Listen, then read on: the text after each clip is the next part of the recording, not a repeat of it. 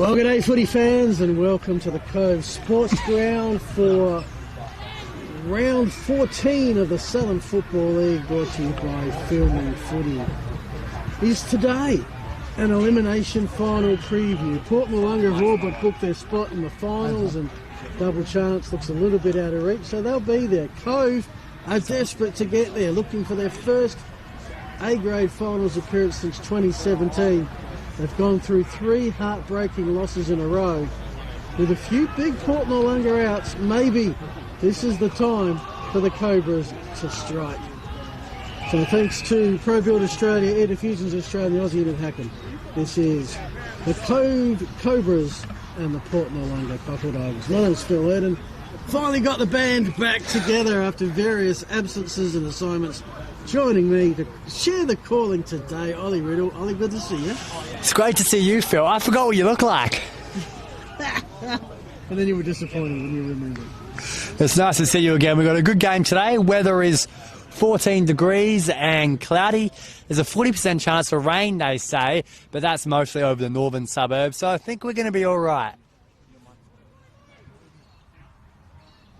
As a goal was kicked there in the B grade, so I will take you a quick look into the B grade scores. That's another goal there for Hallett Cove, who are running away with it. 12 goals 8 to 5 goals 4 for the visitors, which are Port Noarlunga. Pretty sure Hallett Cove's B grades are a pretty good side, Phil, which is great to see. I think the club as a whole is going pretty strong. And in the last couple of weeks, you've got to feel sorry for Hallett Cove in the last couple of weeks, because they had a 1-point loss, I believe, against Christie's Beach. I was in Christie's Beach, of course. And then you're up live. You're ready to rock and roll, Phil?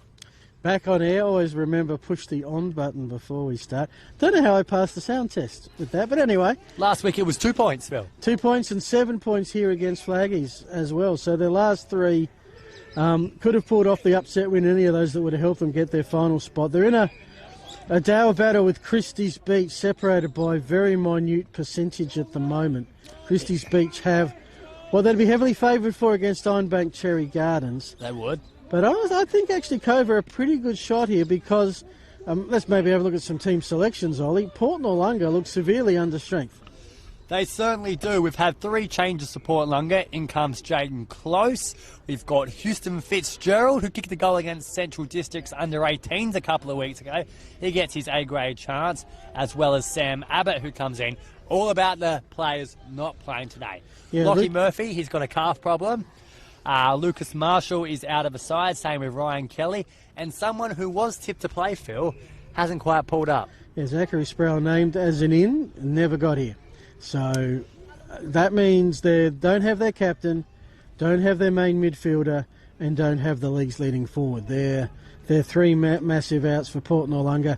I think similar to the last time I saw them, which was about 3 weeks ago at Happy Valley, where they were manful, they battled hard, but just didn't have the skill level to match the Vikings, and eventually Happy Valley broke it open in the last. And of course, you saw Port Noarlunga last week, and it was almost like 2 different games. It was. First quarter, Christie's Beach dominated. Apparently a spray for the ages at quarter time. And after that, it was all Port Noarlunga. It certainly was, and it was led by a man not playing today, Lockie Murphy, as well as Richard O'Grady, who kicked 4 goals last week, and 1 from 60, mind you. That was a fantastic goal. I was left speechless.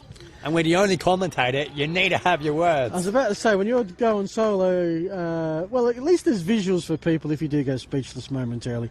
Definitely not something to try and pull in your radio stints. Let's go to Cove. 3 changes. We certainly have Thomas Simpson coming into the side. Look forward to him. Zachary Thomas is back after a couple of weeks out of a team. And Tyler Locke, yet to play an A-grade game in 2025. Spent most of the year in South Adelaide's under-18s. Here's a good conclusion. Jack Plenty, a goal sneak, Phil. He's out of the side. Kyle Stolt, how did he go last week, you were telling me? Well, he kicked a goal. Jack Plenty kicked 4. And Kai Potter, the third out, also kicked a goal. So 6 of the Cove's goals, and they have at times struggled up forward. They've just lost 3 of their guns in that department. The best player on 10 occasions so far this season is Riley Holder. He is still in the team today. Cove fans will be happy about that.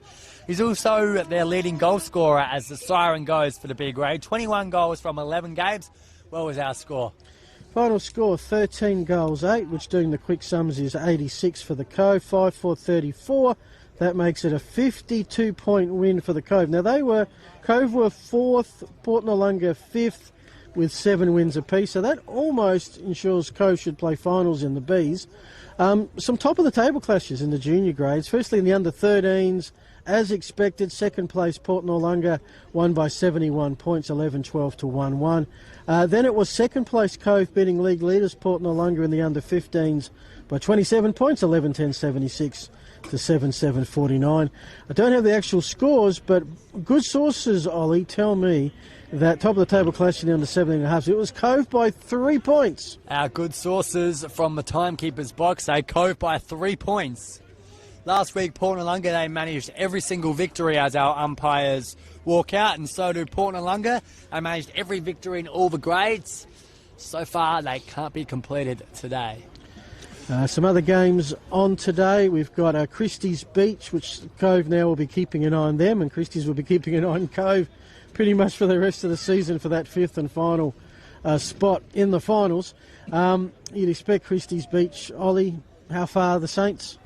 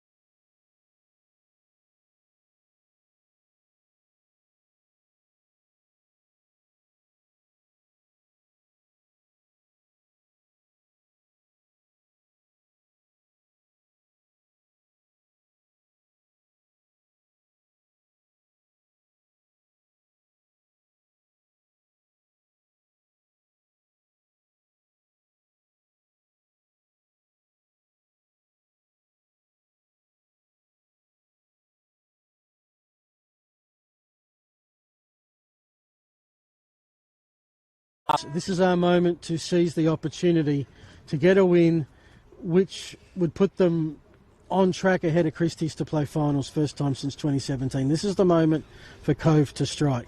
The sponsors today, major sponsors of our broadcast all season long, Want to thank Pro Build Australia for all your renovation repairs. The Aussie Inn at Hackham, part of the RD Jones Group, also includes the Christie's Beach Hotel, Air Diffusions Australia, and Sam Demand at Demand & Co Real Estate, along with Dartfish Live Stats. The Sportal Scoreboard I've got my eye on this afternoon. Classic Clashes, UTF Trailers, would love one today. Archie's Footwear, yes, we're going to give that away at Games End. And Filming Footy, active, interactive, all around the country. Over 200 games filmed, including right here at the Cove Sports Ground. So, Ollie, before we quickly get underway, tip, margin, reason. You know what? It's time for an upset. Yeah. I'll be very careful when I say this near the Noarlunga coach, Adam Hartlett. He's only a few metres away. Time for an upset. I'm picking Hallett Cove by 11 points. I think Cove's time is due. And so I'm going to tip them to get up, and maybe I'm going to make it by 3 goals. I'll take the overs. Wow. So we'll see. We're both tipping an upset. This is what happens when we don't spend time together, Ollie. We feel the need for something exciting to happen. And an upset would be it, because the top 4 have been separate from the bottom 5. Is this the day we separate? We're set to rock and roll. Southern Football League, thanks to Filming Footy. Your caller between Cove and Port Noarlunga is Ollie Riddle. Our umpire has the ball way into the sky. He's a big, tall man, and we're set to go underway. Wordsworth doing the rock tapping for Hallett Cove. Holders in there. Couldn't quite get the ball. It's going to come out through Kapler for the first disposal of the afternoon. Pushed up towards half forward. Tapped towards the boundary line was the Cobra.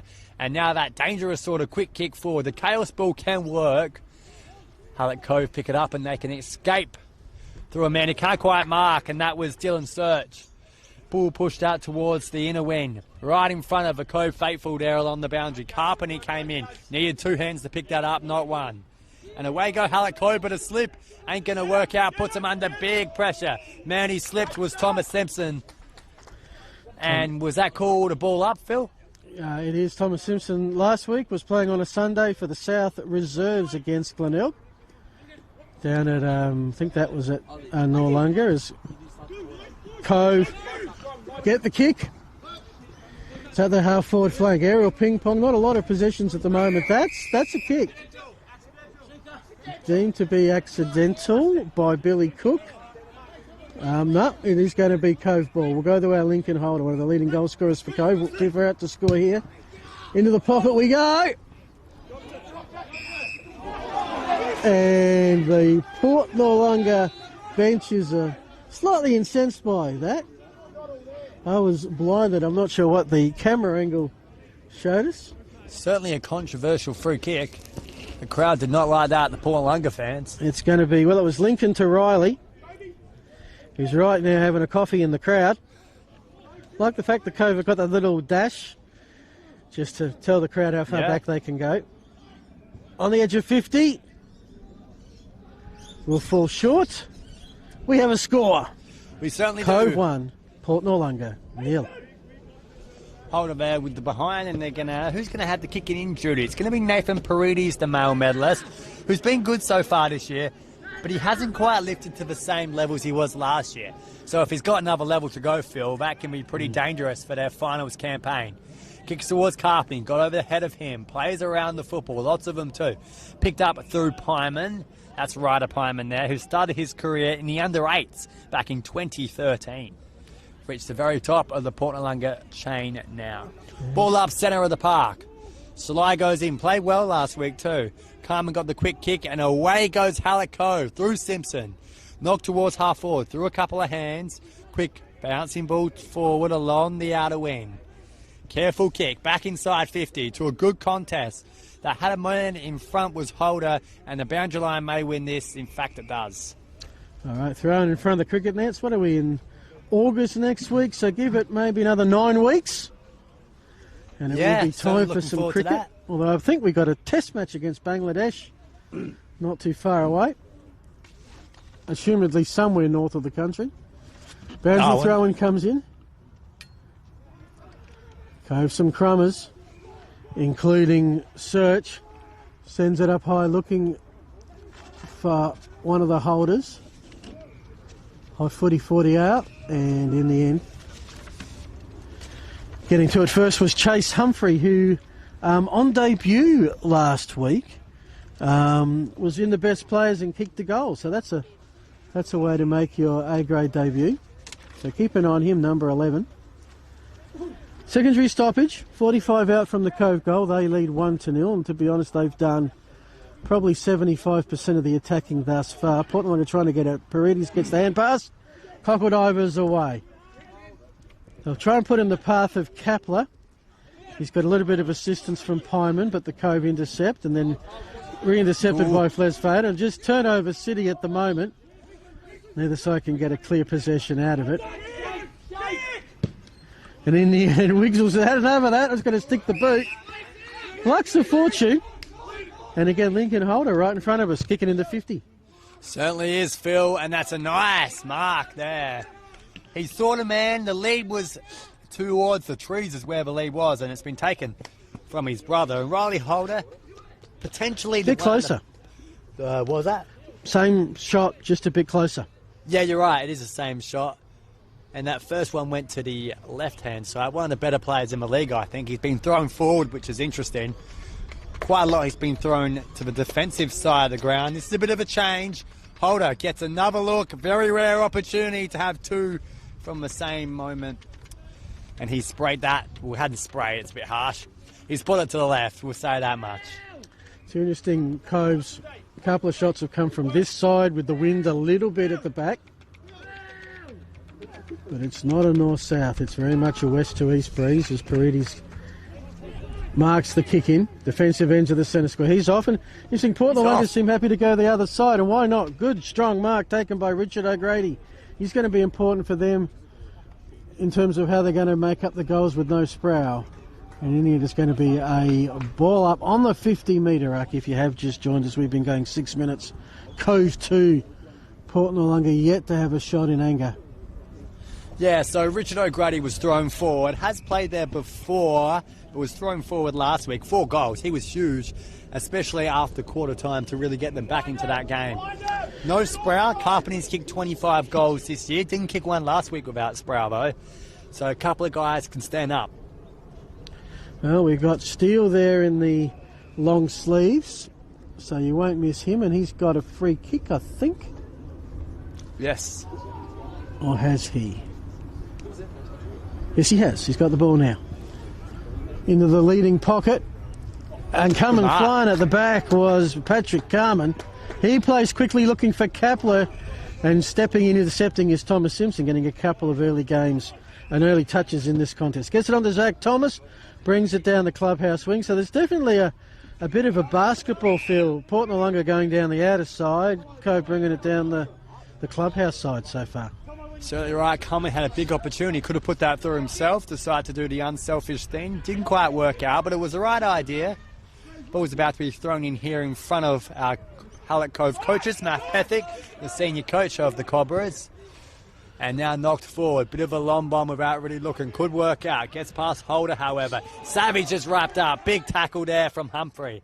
Play's going to move on. Close just got a kick without really going any distance at all. Push through. Kapler's going to get a high free kick. Umpire didn't say play on. The ball's going to come all the way back to Jaden Kapler there, who's been terrific. He was a terrific pick-up this season, Phil, because he actually won the GSFL Premiership with Victor Harbour last year. Missed out on the Premiership. So kept the colours. He certainly kept the colours. But of course, Port Noarlunga, the Cockledivers, not the Roos, as we go down the broadcast side. Stepping in. Nice mark taken. I think that's Galley. Yeah, I think it is. Riley Holder is their main man. It's tapped out towards the boundary line. Savage a little bit of a push. Umpire thought that was okay. So in front of the bunch of Cove supporters there in the pocket. Every man and a couple of dogs enjoying Saturday afternoon at the footy. Ball thrown in. Lots of players around this contest. Coaches yelling out instructions now that they're close. Wordsworth wasn't quick enough onto that ball, but Cobras are back where it came. Couple of players go at it. This is good opportunities in defence. Fumble there from Climbs Carlaw, who missed the game against Port Noarlunga to begin the year, so he'll be eager to perform today. And in recent times where we've seen the Cobras, it's been Christopher Birch who's had a lot of time spent up forward, maybe a bit of Wordsworth as well. Haven't seen a lot of Riley Holder there. As Carlo, did he squeeze it through? No.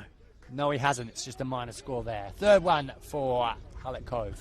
So Cove doing by far the majority of the attacking at the moment, yet to be rewarded on the Sportal scoreboard. Just the 3 behinds thus far.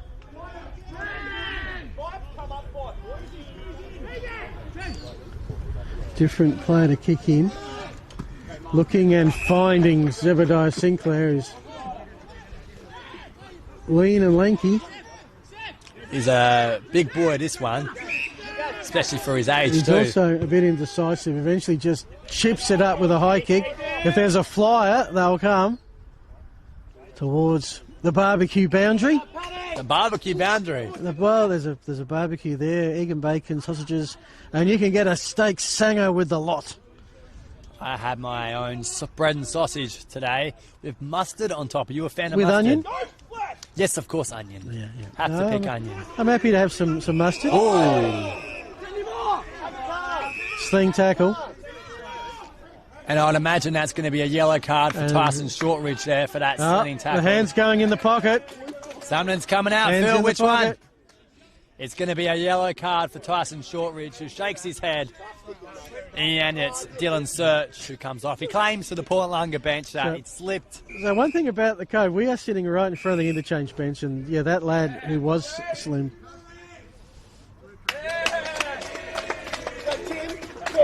Is that a red card?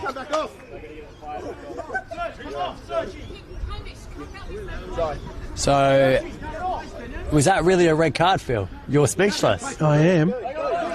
He just gave me a red card! Yes! You got Noarlunga yelling at timekeepers. Nicholas still has the ball right now. now. That means Search who came on has come off. Does that mean Cove are down one? I have no idea. Who's come on? Who's come off? Who's got what card? Well, Search came on 4 short. Okay. We'll find out later on in the piece as the marks come from Carmen at behind. Actually, umpire's blown his whistle and it's coming back to a free kick. Might have to check who that number was that did come off because I don't have a... Shortridge was given Tyson Shortridge, yeah, gotcha now. Shortridge was given a yellow card. Whether he got a red and he's heading off to the change rooms. His day is done. So he went from yellow to red, and that's not looking good for him. What I'm not sure about what caused the escalation, besides the fact that the poor Port Noarlunga player is... Now this game's got a bit of spice too. Needed help to get up. So who was the man that was I'll concussed? go and find out. Phil's going to go and do some exploring to find out who our Noarlunga player is, who unfortunately copped a very, very tough tackle. It's not deliberate, of course. Everyone is always good people, and they're always trying to keep each other safe as that ball came out. Altman's taken the mark at half-back for Noarlunga. Unfortunately for Tyson Shortridge, his day is done. Started in the reserves to begin the year and quickly found a spot in the A grade, but he'll be spending today on the bench. So knocked around D50 for Noarlunga. This is savage. Phil, of course, is going to find out who the unlucky player from the Cockle Divers was. And that's a nice spoil there. That came from Wilcox. And umpires said we'll have a ball up on the far side of the ground. This game has just gone up a couple of notches. Yet to kick a goal. We are 13 minutes into this clash. So, it's going to get spicy, I feel. Phil, you're back? Yeah, I don't have a number. He's there under some medical attention. I don't think they need a media person roaming around being nosy for the moment. We'll get it. Just maybe at quarter time. Players going to move on here. Ball up. Players around the football. Tackle was laid by Wigzell. It's coming out now. Umpire's called a high free kick, and this is getting a little spicy. Yeah, early days. So I'm just checking. I've got three on the Hullet Cove bench. So Shortridge is done. Put it that way. Shortridge is in the change rooms right now, getting changed. This is an opportunity. I'm just not sure if Hullet Cove are one short or not. Cockle Divers right in the goal square. Can they knock it over? I think Hullet Cove have for a behind. And there's a bit of a punch on going on behind the goal square. Yeah. O'Grady's in there too. No cards given there, umpires. Let that clear out. I'm just trying to see, is there anyone who doesn't have an opponent at the moment? Yeah, I think Port Noarlunga have one extra. We will do a proper count at quarter time when everything rearranges. Right now it's Cove 3. Port Noarlunga haven't scored. They've got a chance here with Stewart. But well crumbed by Hayes. So now it's Cove. They've got a bit of space on the outer side for it to sit. They're heading downfield looking for Gunn. Gunn loses his footing. Wiseman kept his initially, lost it, but had time to recover. Centering ball. Spots up Savage. Savage onto Paredes. Good mark in the middle. Kapler. Taking edge centre square. Too far out to score. This is the kick that Port Noarlunga have struggled with. Who they've got a flyer? They have. A clunk about 25 metres out. And this is Zeb Sinclair, who kicked 2 really important goals last week. Could kick it the first today. Yeah, goal last time they met. 2 goals last week, as you said. Last year, 21 games in the Bees. His last, played in the Kangaroo Island game for the Southern League. Has spent time at the Panthers. This, despite all the Cove attacking, would put Port Noarlunga in the lead. And he has sprayed it to the left. Over the fence towards Josh, our cameraman's car. And of course, if you zoom in there, Josh, you can see something in the tree field. Would you like to describe that? Yeah. We might show it quick. Yeah, there it is. We've got some Scotsmen in the territory that put a traffic cone up the tree. I'm pretty sure that wasn't the wind. Not sure how that ended up there. We'll move on with the football. A lot of angry players out there on the field as well after that yellow card that turned into a red. As Hallett Cove push it out towards the sunshine end. This is the outer side and they're getting to it as well as Savage. Umpires said, I'll have it.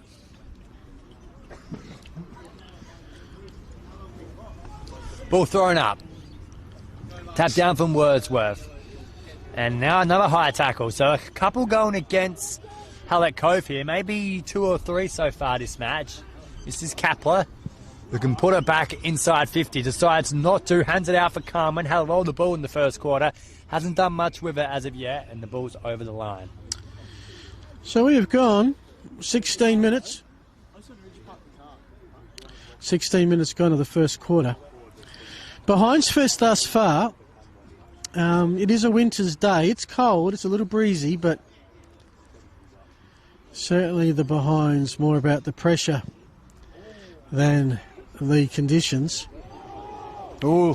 Cove one holding the ball. Not given.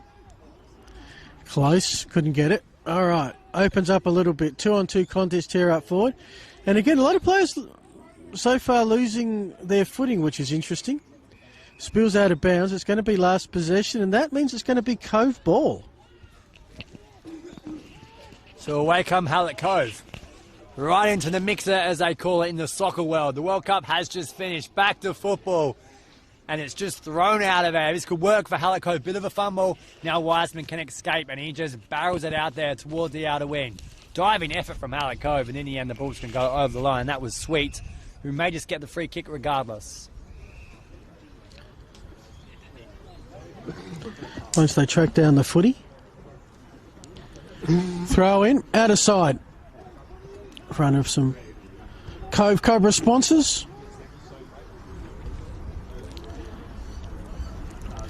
Throw in comes. That's going to be a tough one into the breeze. The Rucks have to go forward.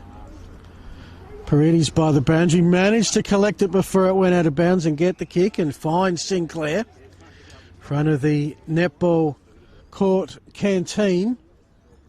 Spilling out the back. Did someone touch that? It was going through for a behind anyway. So it's a 1-point footy game.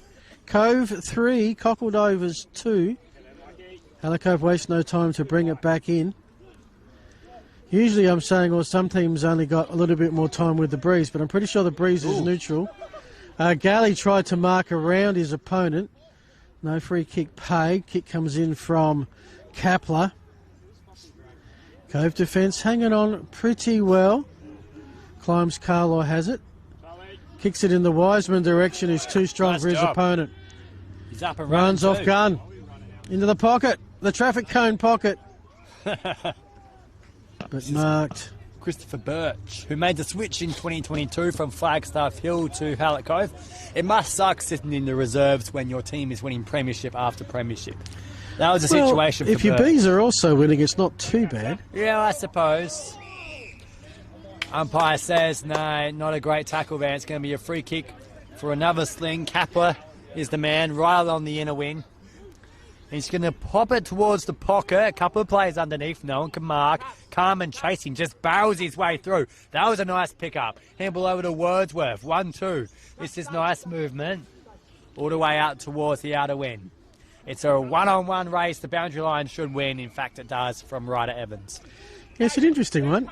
If you're in a grand final and the Bs and As and your Bs win and your As don't. Had a few of those at Sandford level and still feels a bit subdued, but I think maybe a lot more important is put on the As. Now that's a goal. Beautifully done. Who's our man? Well, right now he's in the middle. He's been mobbed, which means it might be a special goal. Let me just... Josh, keep on him until he turns around, please. He's a young kid that's done really nicely, just running in the pocket, right moment, right opportunity. That's not young Fitzy, is it? We'll see who turns around. Yes, it is. 6, it is. So kicked the goal against Central Districts in the under-18s a couple of weeks ago. Kicked it today. It's Houston Fitzgerald. First goal at A-grade level. Used to play for Canada Bay and Drummoyne as a junior in New South Wales. Last week was in the under-17 and a halves, kicking 4 goals against Christie's Beach, and 1 game, 1 goal at A-grade level. And just like that, we finally have a goal. It took until the 20-minute mark, into time on. It is Port Noarlunga leading 1-2, Cove 3 behinds. So ball's gone up, and we're going to have another try here. And we just had Coach Adam Hartlett in front of us, just conducting his players, waving his arms around, giving some tactics right in front of you, Phil. Wonder what that conversation would have been about. Handball backwards. Okay, so Cove are about to get their numbers back as Mitch Riddle comes on, so that answers that question. When it's a red card, they're short 1 for 10 minutes. So now it is 18 v 18 on the paddock. Right, so they're short 1 for 10 minutes, and then they come back even, but ultimately they're 1 down on the bench. Yeah. Mark can't be taken in defence. Sorry, in the forward line, mind you. Handball backwards to Evans, and he's going to thump along one, and that's hitting the trees. Unlucky for him, out in the fall. Hallett Cove did most of the attacking probably in the first 10 minutes of this game. That red card really changed things up. Port Noarlunga seemed to kick into gear from that point on. Yep, they've evened up the possession a bit, as you probably should if you got 1 extra on the field. And of course, Fitzgerald kicked the first goal, and away they go. Port Noarlunga out towards the outer wing. Just a 1-on-3, and they barrel him. Throw him to the ground. They won't hold the ball. We're not going to get it. Instead, they'll have a ball up. So it's interesting. Fitzgerald's opponent, Tyler Locke from Cove, who last week was also in the under-17 and a halves. There you go. So they got 2 youngsters 1-on-1 against each other. Great to see. Cockadine was with the clearance. We'll bring it down towards us. With Phil Hurd and Ollie Riddle. Fitzgerald sort of wrong-footed. Did get it forward. That is going to be an effective kick. Kapler somehow works around his opponent and still sends it forward. It's not pretty, but you've got to say it's effective because the Cockadivers are inside 50 at the moment. They're making Cove work for it, putting immense pressure. That was great work, I think, by O'Connor Dawkins to just force the stoppage. Well, what do we... Can have a ball up here. 10 metres out from goal. Right in that traffic cone pocket, as Phil described so beautifully. Kicked out, came from Riddle. That's Preston Riddle. High long ball, nice mark there from Hathaway, who can thump it back long inside 50. Instead go to short ball to a man on his own. Mark's taken, and this is Billy Cook. Yep. Port Noarlunga had an extra player in that pocket, but Cove's defence covered it up in time with the slight scrag in the mark, and Cove free kick. 23 gone in a 1-goal quarter. Little bit of time off for the concussion injury, and aforementioned yellow escalated to red card. Look at the move though. Man out the back, it's Galley. It's beautiful, sneak out the back. This on the verge of quarter time to put Cove in front if he can kick truly. You would think you got to aim for the right goalpost and just let the breeze take her across to the left. Well, Phil's given his advice. We'll see what Michael Galley can do. He kicked 2 goals against Christie. Speaks, you were there for that game, Phil. Yeah, he's been playing since 2010. He should know this ground exceptionally well. Hasn't kicked a goal against Portlunga in over 2 years, though. Strikes that one quite nicely. Halleck over on the board. It's through Michael Galley. And the crowd like that. Well, we got ourselves a contest early days here, of course. 1 point the margin. 24 minutes gone. Been a dramatic start. Cove with the play. A sling tackle that's led, I think, to a concussion. We'll get some details about that at quarter time. We might send Ollie out to the huddle. Our intrepid investigative journalist, Ollie Riddle. Out to the huddle, you want me Out to to the go? huddle, just to check. See if I can find out. And have a chat to your mate, because you're all umpires, you're all on the same team. Just Speak to your mate, Tim, about the reason. I might just ask him. Just the reason for the escalation. We'll chat to the umpire. Mate, it's good to be an umpire, to be able to be on the right side. You can give him the secret handshake. Well, I tell you what, I think it's too secret to show on camera. Pushed out wider. This is Halleck Cove's opportunity. Just spirals it back inside towards half forward. One hand from Wiesel. In fact, now he just wormburns it along. Bounced ahead of Serge above his head. And Evans tries to wrap up Savage. Can't, though. Wiseman in defence. Pops it over top. It's as close. He's got to run to it. May not get there in time. Portlunga do, however. And the handball. Whoa. He tried to handball to a man who was on the ground. Kick forward. There's a man at the back. Billy Cook's taking the mark. Yeah. Tyler Locke couldn't believe his luck. Unfortunately, couldn't find a teammate within scoring territory. Steele in the long sleeves. Paredes in the middle. It's like he's mortgaged a plot of land around that spot. Found about 5 possessions there. Found a free kick. Might be for downfield. I think Paredes might have been taken down a bit late. So Paredes taking his time to get up after that incident. And a spirited game would be putting it diplomatically. yes, that's probably a nice word to describe it as the siren blows. It was a heated first quarter. Who was our goal scorers, Phil? Okay, well, on debut, Houston Fitzgerald, and for Cove in reply, the veteran, been with Cove for 16 seasons, Michael Galley. So the debutant and the 16-year veteran are 2 goal scorers in the first quarter.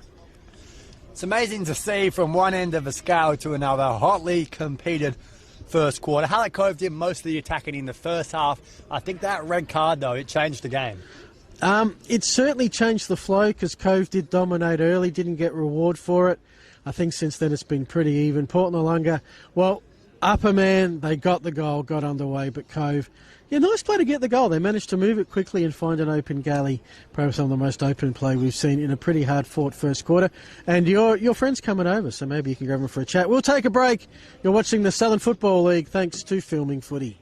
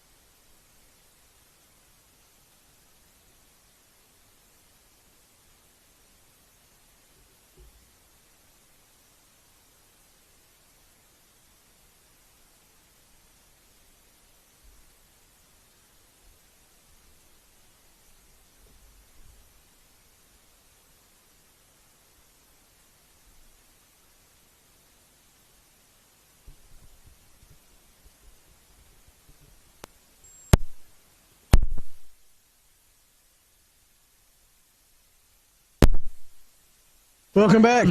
Quarter. I could be on the camera, Josh. Welcome back. Quarter time at the Cove Sports Ground. It's a tight one. In fact, they've done a change to the score. It is actually tied. It's 1-3 to 1-3 when the umpires conferred.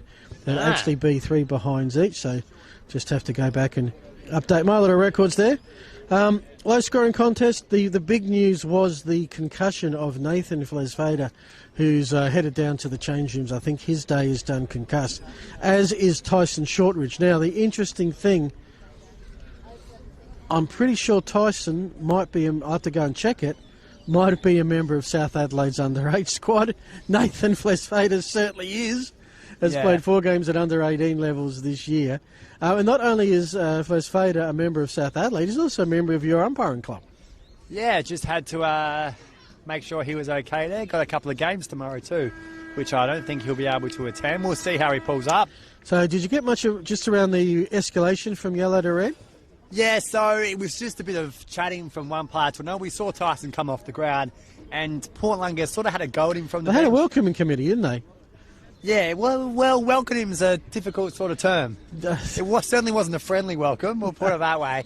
But just a couple of words and it gets hotter and hotter, and then eventually the red card came out yelling at different players, I think it was. So sometimes your behaviour in the heated moments can just get too much, Phil. Yeah. So the idea is for that to calm things down. We'll see how it progresses in the second quarter. Some scores around the grounds very quickly. Ranella 8-5-53, Aldinga 3 straight 18, so the Wine Flies almost at quarter time ahead by 35. And Flagstaff Hill 5-3-33, Happy Valley 1-2-8, the Falcons by 27, also close to quarter time. We're underway in the second, and you're with Ollie Riddle. So Salai got the touch, but Hallett Cove is going to come out with the first clearance in the match. Nice mark there in defence. Coming over the top was Billy Cook, I believe. He's going to roll around on his right foot along the inner wing. Carpenter's underneath this.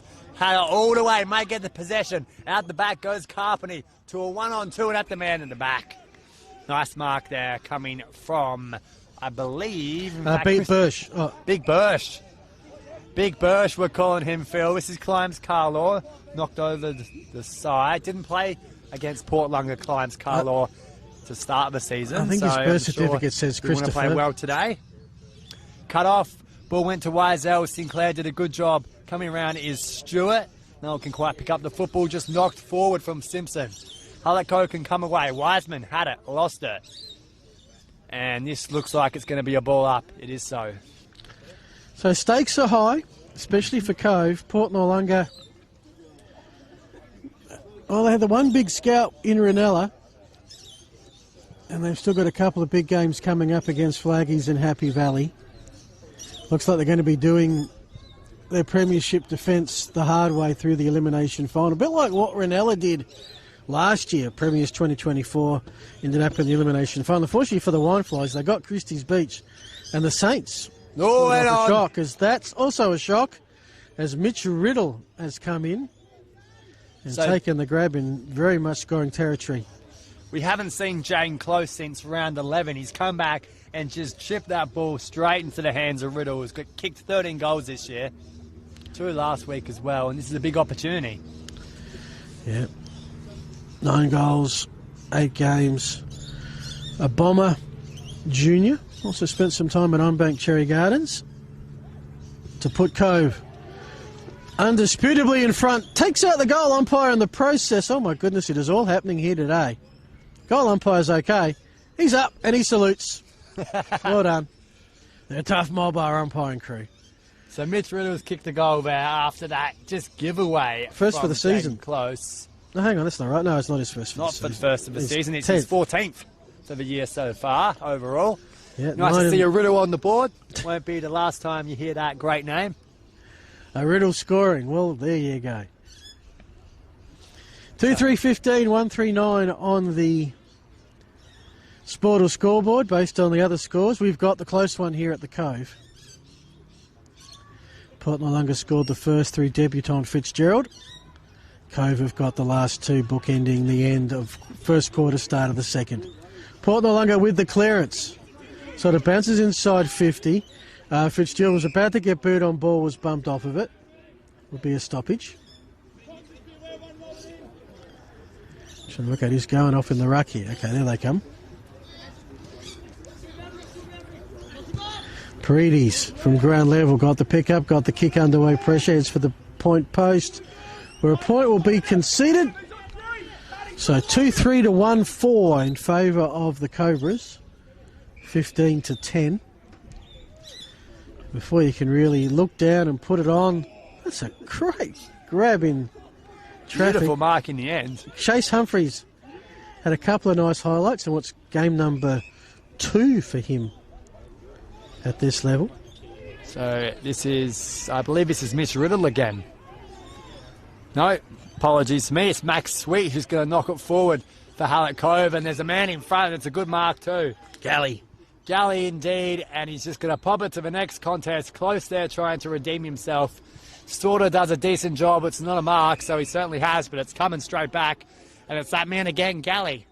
So this time, I think he's going to go back and showing all the signs of taking the shot. We'll take one of his best kicks. It's on the other side of the field, so we're not 100% sure on the distance, but I'd say it's going to be on the 50-metre arc. It's got to be close. At least a 45-degree angle. Puts it up. That is going to be right there. Cove are claiming it. Everyone puts their arms up, including the goal umpire. And that means it's a behind. For a second, I thought it got the journey. Close takes it out. In fact, it's half away, mind you. It's a big, booming long ball. Gets over ahead of Christopher Birch. Mark's taken, I think, from Michael Morfett. Owns a local cafe in Port Noarlunga. Not a sponsor, but Boy in Bloom. Oh, that's him today for sure. Carpeny couldn't quite hold the mark. Nice defending from Hallett Cove, who came to meet it well. That's Roche there, the only ball man on the field today with no Kyle Stolt. And he was in that contest. Wrapped up at the bottom pack was Ryder Evans. We're going to chuck it up with umpire Ian Curran, right in front of a netball court. Celia Wordsworth tried to just kick it out in midair. Couldn't quite get boot to ball in the end. Clearance comes from McCockle Divers. One-on-one contest. Haynes read it best. Lockie Haynes. He's in the tea saucer in the middle. Yep. Spots up teammate in Sweet.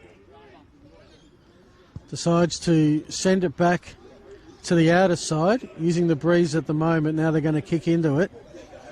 To the pocket we go. That's a solid grab. Taken by Lincoln Holder in front of a few deck chairs. And are there more cricket nets over that part of the... That's a netball court. Well, it could be cricket nets. I reckon it is cricket nets on there. They love their cricket. They love their cricket here at the Cove.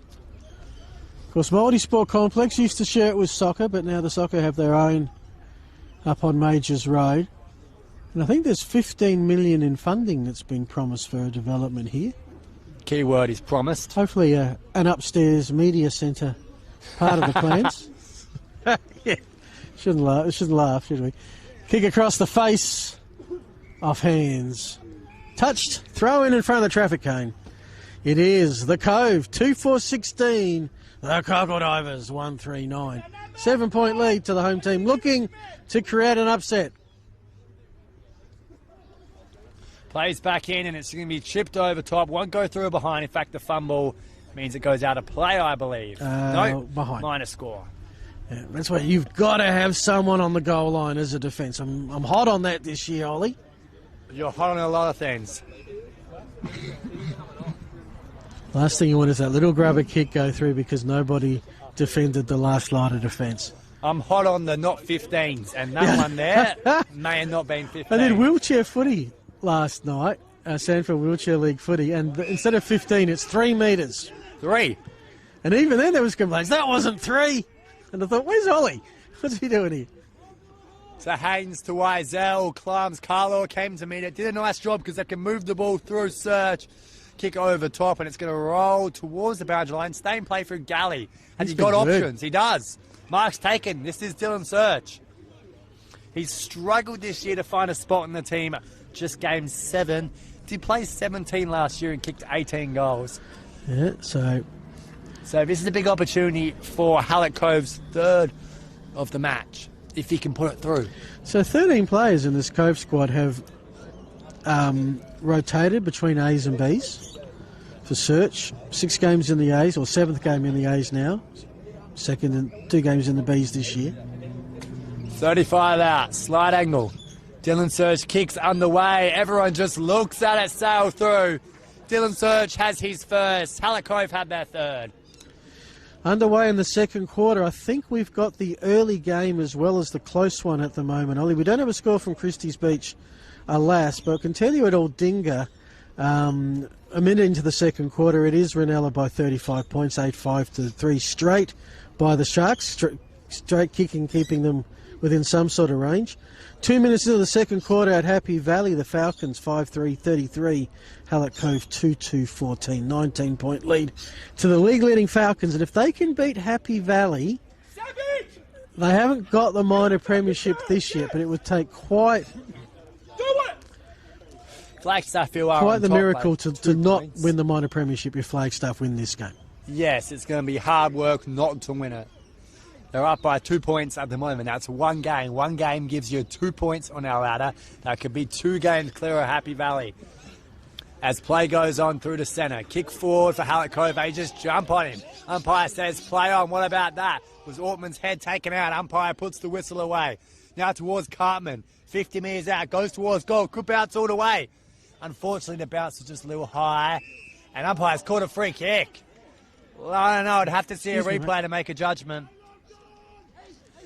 Regardless, he's going to have a crack at goal here. Phil, what do you think? A little bit unsighted due to someone standing in front of me. But you mean someone or all of them? Just one in particular. And that looks pretty good. So it's Liam O'Connor Dawkins, who missed out on the Hallett Cove match earlier in the year. He's put through his first. It's Portlunga's second. And they break a run of 3. They do. Important for Port Noarlunga because I think Cove were just starting to have the domination of field position and shots on goal. So on our scoreboard, it is 3-5, 23 to 2-3, 15. The margin back to 8 points. Are you sure? No, you're correct. The person who can't count is me. Okay. Now, who's running the scoreboard for the stream? I am running the scoreboard, which is why you can see so many mistakes. But don't worry, all is sorted. Okay. Don't forget, this is a scoreboard that had a quarter-time correction. So that is a good point. This play's going to move on. And I don't think any of them on the scoreboard can vote yet. No one can complain as of yet. Still early days. They'll get the scoreboard right. Riddle, kick straight into the man in front of him. Player's going to move on. That kick goes a bit further. Right towards the Tifa goal. All the way at the back, almost galley. Now he can pick it up from the ground, try and get to his buddy Holder. He's been the target, hasn't he? He has been the target. Him and Riley Holder as close clears. And he's going to push it right towards a sunny day on the boundary line. And gets pretty close for cover there. Okay, now was it last touch? Was it a throw-in? It's going to be an umpiring conference to have a chat about it. Going to be a throw-in. If you don't know, throw it in. That's the simplicity of the rule. The Sandful South Australian version is simple. All around the ground. If it's a deliberate disposal, it's a free kick. If it's not deliberate or you're unsure, it's a throw-in. Simple. Why other leagues have to go and make it complicated, I just don't know. Wordsworth got the handball out. Pushed towards half forward. Hallett Cove going tumbling. In there ends Hathaway, who just bombs it for his life. Look at that. Man, the back could work out. Couldn't hold the mark. O'Grady from 45. Portlunga like that. O'Grady's kicked his first kick for last week, and suddenly Port Noarlunga are just a point behind. Yeah, Port Noarlunga have kicked the last 2. They've taken a 14-point deficit, reduced it down to just 2 behinds now. And that was just nice transition play. And for O'Grady in the one-on-one contest, kept his feet better, had an open goal beckoning, and didn't disappoint with the finish. Just gone 3:15 local time, midway through the second quarter here. 2-point footy game. 4th versus 6th. Cove out of the 5 by about 0.2 of 1%, knowing that Christie's Beach have got Ironbank favoured to win by a big margin. But a Cove win here would go a huge way. Massive. To set up, they've got the clearance. Tap forward. Getting the hand pass right into bump was Locke. Here's the running shot, and it's across the face of goals by Clym Carlo. He's going to want that back. Not only did he miss the goals, he missed the goals. He missed all of the goals. He missed every post there was out of bounds, and once they retrieve it from the car park, it'll be Cockle Drovers footy. 13 minutes gone, 5-3, 23 plays, 3-4, 22, Hallett Cove lead. Good signs if you are a Cove man or a Ranella man or someone who wants Port Lunga to lose, put it that way. Tate Gunn's going to get the free kick here. And look at that kick, beautifully low driven. Holder couldn't quite mark, well, he saw the lead nicely. Picked up, left foot snap, is it going through? It is for a behind. Tyler, like I thought, with the wind the way it was, if we could give it some air, might have half a chance of it coming back, but it did not bend. 2-point margin, and Hathaway is going to kick out in the shade. Does so to the other side. In the sun now, better for us commentators. Probably not great for the players though. Hands go to heads, trying to see through here. That's a nice kick towards the centre of the ground. Could be dangerous. Kapler had a lot of it. Hallett Cove had the numbers though. Opportunity here for Thomas, and it's a 1-on-2, and in the end, the 2 win with a spoil from Savage. 3-point margin, Sportle scoreboard, 3-6-24 to 3-3-21. I want to thank the Southern Footy League sponsors this year, which include the Fluoro Milk Company, Air Diffusion Australia, So Cloudy Web Design, SA Landscape Supplies, our special sponsor last week, Master Plumbing Association of SA. We'll give you a few of others at the next break, which is right now. Paladin Sports, Sharon Sports Centre. We've got a man who's down here, it's Wordsworth, and he's looking pretty uncomfortable.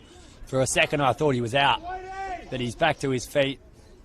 As you were saying, Phil. Sports Centre, All Frames and Mirrors, Belgravia Apparel, the PW Collection, Dartfish Youth and Sports Foundation, and I do appreciate the umpire just taking the time to hold the ball to let me finish that list before he gives it to Aaron Wordsworth, who spent 5 years in the B grade before eventually getting the look into this Hallett Cove team. Phil, if you had 5 years in the B grade before you played A grade, would you move clubs? I'd just be happy I got a B grade game personally, but Wordsworth's last goal was round 1 against Flagstaff Hill. It's been a minute. And from 30 metres out, started left, shaped right, nicely. Hallett Cove have another. It's goal number 4 for them, and they stretched the margin to 8 points. Nicely done. Very nicely done. Nicely done indeed. So with that, Cove have pretty much had their noses in front most of the game. Port Noarlunga, I think, had a brief moment just before quarter time, but it's out to a 9-point lead. They kicked the first Port Noarlunga and kicked 2 cents while Hallett Cove have piled on 4. So they've kicked 4 of the last 6 have the Cove. It just looks more structured. Port Noarlunga's sole goal in this quarter was probably against the runner play. Great transition, but against the runner play. Because Riley Holder's in the middle. He's playing ruck. He's getting clearances. He's getting it on to Thomas Simpson, who goes long. He's been floored. I think this is going to be a free downfield. It will. Cove already claiming it's a goal. I don't know. It is a goal. It is called a goal. So the goal umpire is called a goal. I'm not sure the main umpire knows that yet. He's still trying to make sure a melee doesn't occur. The free was given away before the ball crossed the goal line, so it shouldn't be one of those 2 shots situations that only occurs when you give away a free after the goal is scored. Yes. So, any downfield stuff irrelevant because Cove have got the goal. Probably got a game high lead. So that's Thomas Simpson, man, there who kicked the goal today. His 3rd A-grade game. Spent most of the year in South Adelaide's reserves. Big goal from 50 for Simpson. Look at the moves from Haynes out the middle. This is looking really good for Hallett Cove now. 17 minutes gone. Yeah, this is the break. First time a team, I think, got beyond the 2-goal buffer. Actually, apologies. Cove got up by 14. Portland got the next 2. Now it's out to 15. It is a match high, just. And yeah, it is on. Ortman and Zachary Thomas exchanging some pleasantries. It's very rugby style. I suspect we haven't seen the last of some cards today if it keeps at this pace. So players around the football. One is Stewart, who had a lot of the ball in the end. The umpire's got to call the ball up about the third time in a row. As Adam Hartlett yells for Callan to hold shape. That's Ortman we speak about. Away goes our goal scorer, Simpson, who had a big piece of it. Handballs back towards the pack. A screen ball, and umpire's going to pay it. So this is an opportunity for Hallett Cove as they rush forward. Haynes is going to get the free kick. And he goes deep inside forward 50. Galley's been a target all day, not there at the moment. Players around the football, and they just try and handball it back to go forward. Wiseman had a bit of a fumble, got to go back and pick it up. He had Lock with him, we're going to get a ball up right deep in that north pocket. Yeah. The northeast pocket, probably the city pocket. Riley Holder from the tap, snaps truly. Cove have got the break. They've kicked the last 3, I'm pretty sure, and they go on the Sportal scoreboard to 6-6-36. Holder had a couple of early shots, finally has his goal. Meanwhile, Port Noarlunga 3-3, so 6-6-36. No, 6-6-42, my apologies. 3-3-21. Certainly, indeed. And Holder there has 21 goals from 11 games, make that 22 from 12 How long's the quarter gone for, Holly? Quarter is 19 minutes in. And Port Noarlunga, they can't get the ball forward now. It's starting to fall apart. Yeah. Although we said that last week, Phil, or I said that, and the game turned pretty quickly. Yeah, both teams down a player. Nathan Flesfada due to an injury, and Tyson Shortridge for causing the injury. Getting yellow and then red carded. Port Noarlunga, a rare clearance. They've got the free. They sort of need this one.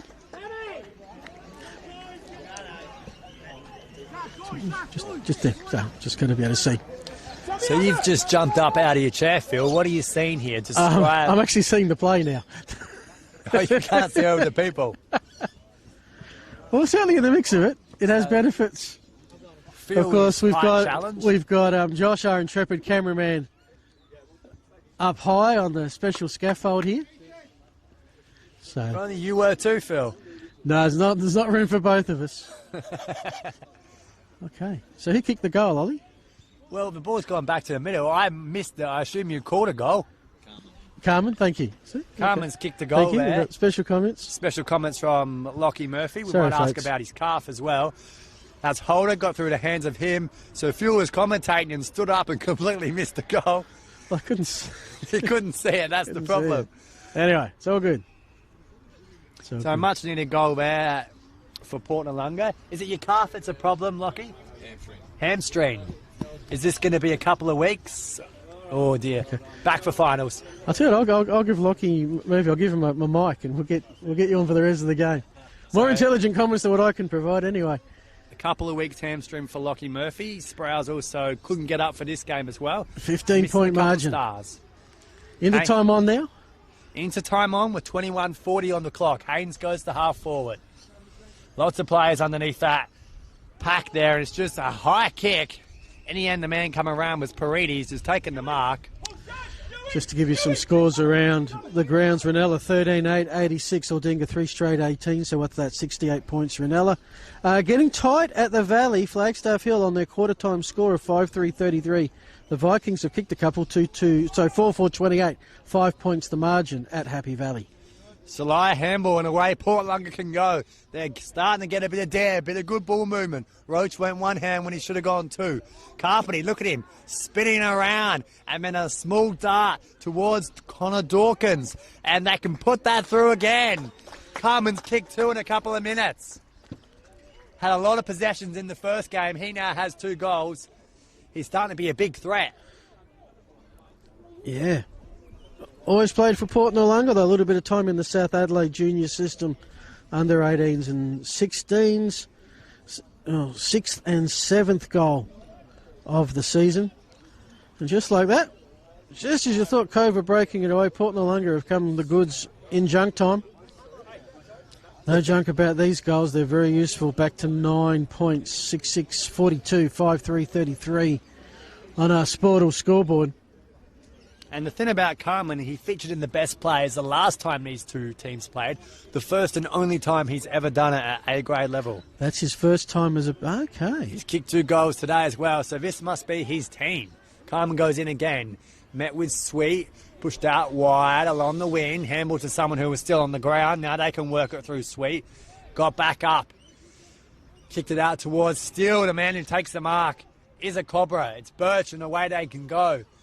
To a man who's just leaping forward. In the end, he went too far. Riddle went over his head. He ran under it, Thilthorpe style. And it's been pushed out wide. Sorry, it's a little... That's not getting very out some nice. anger. Just getting out some anger. Talking about Boundary throwing. an elite National League football player, Ollie. You're not elite if you keep running under it. Okay. Yeah, crowd giving the boundary umpire encouragement. Throwing into the breeze. Riley Holder's been big in the middle. And it'll be another stoppage. 24 minutes gone. There's some Cove lads there. Looks like it might be one of the junior teams have taken up residence as a group to enjoy the footy together in that pocket. Noarlunga sort of soccering it forward. Going down and getting tackled straight away was Simpson. And so free kick is coming away at Hallett Cove. And now it's the youngsters Locke and Crichton sharing each other's jumpers a bit. Mark at the back of the pack came from Steele, our man in the long sleeve. Smothered. Lockie Murphy would have liked that too in the long sleeves. And we're going to have a ball up towards about 40 metres out. Umpire in, Curran will throw it up. Half-time's got to be imminent, Ollie. You think so? 25 minutes gone. It's a high ball up. Wordsworth doing the ruck work. Coach Adam Hartlett screens from the sidelines. Carmen's had a really good quarter. In fact, a really good game. That kick just gets over top of Haynes. Connor Dawkins wrapped up at the head. Yeah, it's going to be Haynes just throws him forward too. No love lost between the two sides. It's going to be a long day. Busy one for the coaches at half-time. There's a game to be won. What moves will they make with more limited resources? Carpeney has taken the grab. Good mark, moved earliest, and that was while he was able to get a run on there. He'll have the wind at his back. The crowd just screaming from the back. Again, aim for the right post, let it swing a little bit to the left. The only thing is it's a narrow window. Riley Holder had 2 shots from a similar position, pushed both across the face. This is Carpeney's opportunity. He's going to walk inside 50. Shot will be off any moment now, and there's umpire waits, and look at that. Hits the post. Yeah. 26 minutes gone now, just a minor score for Port Noarlunga. That came through Carpeney.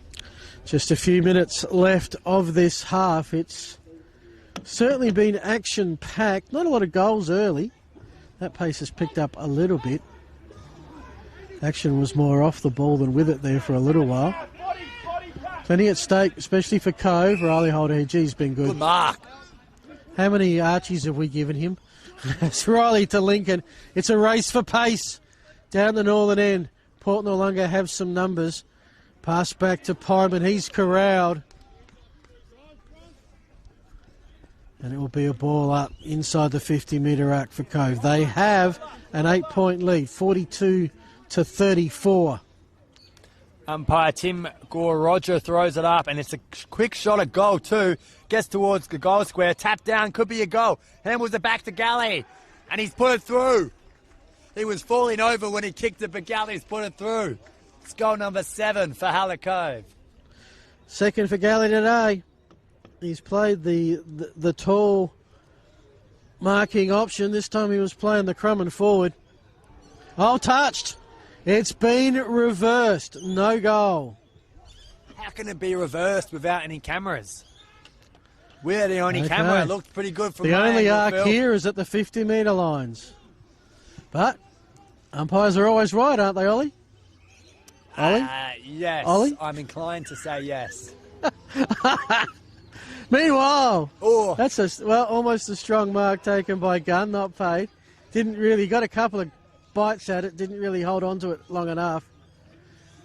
stoppage. There's a lot of noise out there at the moment. There is a lot of noise. A lot of players inside the Cockledovers 50 as well. I think that was Riley Holder again. He seems to have a radar-like perception of where Lincoln is. The number of kicks he goes from one to the other. Quick transition. Does not sit for Galley. If it did, he had nothing but the goal umpire in front of him. Another behind. Increases the Cobras' lead. We go to 6-8, 44, 5-4, 34. By my maths, Ollie Riddle, that is a 10-point margin. And you would be correct, Phil. That was pretty quick. Yeah. 28 minutes gone. So these are long quarters indeed. We were the early game today, but we may be the late game by the time this finishes. Mark's taken half forward and just popped over the top nicely. Carpenter's direction. He can run goal side. Right foot snap, shots off, and it's pretty good. No. A few times you think it's gone through today, Phil, and the goal umpires, they haven't read the books. They ruined the moment. Yeah, you just want to call the goal of the day. We need to get something for that. We need to find a prize for the goal of the day. Goal of the day? Why don't we just used to, in send them the videotape? In Sandford days back in the 70s, used to win a toaster from Kenmax Electrical. You'd hate to be Eddie Betts. You'd have like 7 toasters. You'd have so many toasters you'd open a cafe. Mark's taken. This is Ty Bastion. Just 3 games away from the big 100, all grades. Yeah. Originally came from Meadows and Ranella. And look at that, presenting at the football with Galley. He's certainly having a fantastic day today. He'd be up there in the best for Cove. He certainly could if I can get over the line well and truly, as it will be this man, Riley Holder. Along the outer wing, right in front of Ryan Fitzgerald, who is certainly in his retirement days there, beer in hand. And Kapler's taken the mark. Enjoying he life on a Saturday. Too. And was really good, Fitzy. He has a lot of positive things to say. Running the club well is the current president for Port Noarlunga. Steele's taken the mark. As the siren finally signs, half an hour that quarter took, Phil. It is 6-8 to Hallett Cove. 44 plays 5-5, 35. It is a 9-point ball game. So pretty hotly contested game. Very hotly contested game. It is 3-5 to Cove in that quarter. 2-2 to Port Noarlunga. The Cobras got it out, maximum 15-point margin. They've pegged it back a little bit to 9 points. Anyone's game at the moment. Goal scorers I've got for Cove. We've got 6 individuals, I reckon. Search, Mitch Riddle, Thomas Simpson, the long one, Michael Galley, Wordsworth and Riley Holder. For Port Noarlunga, 2 in a row to Patrick Carman. A goal on debut to Houston Fitzgerald, Richard O'Grady and O'Connor Dawkins. Any quick thoughts before we take a break? Quick thoughts as I thought Carman really teared through a few minutes there and started to really switch the game. Because like last week against Christie's Beach, it was getting out of favour for Port Noarlunga, who are going to remain on the ground for a few moments here.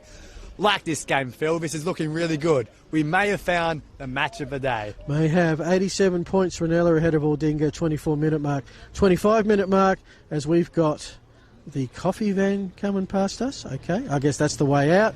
I'll have mine to go, thanks. I think everyone's is to go. Port Noarlunga, 6-3, sorry, Flagstaff Hill leading Ranella by 3 points, 6-3, 39, 5-6, 36. 25-minute mark. We will take a break. Hope you're enjoying the Southern Footy League. Thanks to Filming Footy.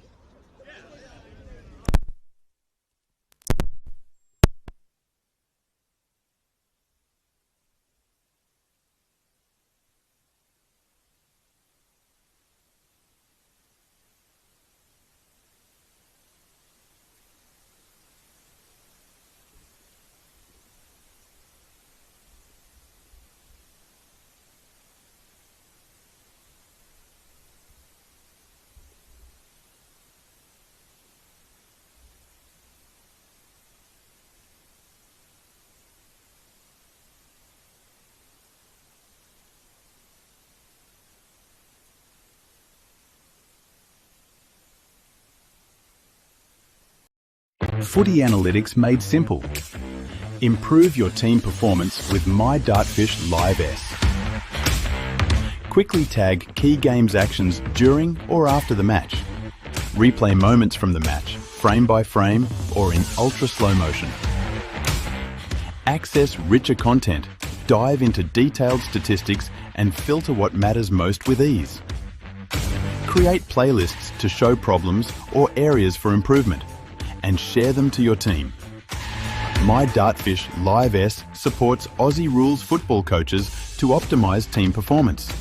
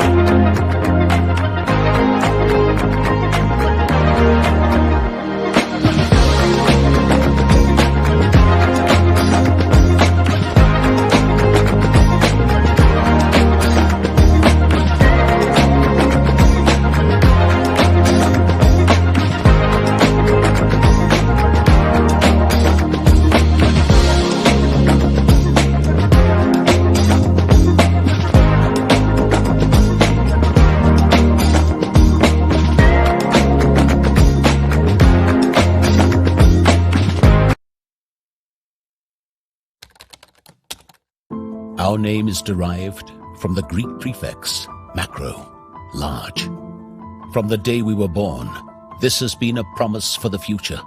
We have grown through dedication, sweat, self-denial, faithful to our mission of being on the side of those who put themselves on the line. Through our name, we celebrate the greatness of those who believe there are no obstacles higher than their dreams. The courage to get back up after falling. The obstinacy of believing until the end. These are the values embedded in our logo. The Macron Hero. It's a celebration of sacrifice and tenacity. Up until your personal victory, until your arms are in the sky. Become your own hero.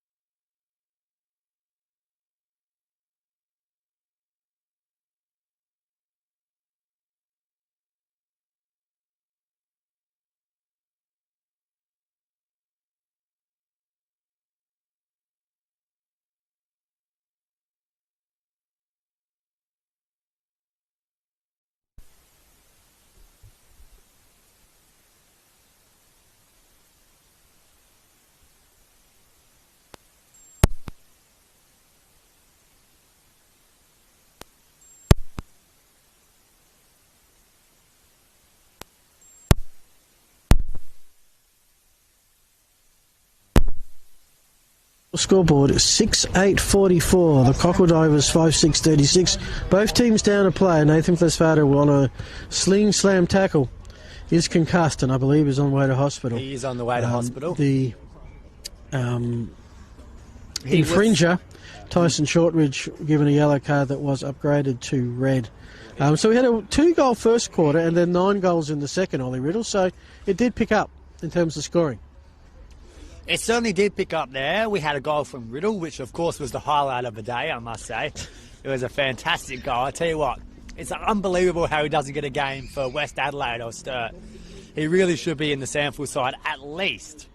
In fact, there's a couple of Riddles who's played well today. But no 2 goals from Carmen. The scoring really did pick up there. We have a bit of a mascot walking past us at the moment, Josh. A little doggy. Film a little dog. If he wants to be on camera, there he is. If you're on camera, mate, you better smile. But yeah, no, it's been a pretty good game so far. Yeah, and as per league instructions, all dogs must be on a leash, and that one certainly is. Around the grounds, 33 minutes into the second quarter at Aldinga, Ranella 17-10, 112. Aldinga 4-5-21. The Ranella need a bit of a percentage boost relative to Happy Valley and Flagstaff Hill. They might get it. Speaking of those two other sides, 34 minutes. Might be half time there, I think. It's Flaggy 6-3-39, Flagstaff 5-6-36. And we do have an update from Christie's Beach where it is the Saints, as expected, leading Ironbank Cherry Garden 74-10.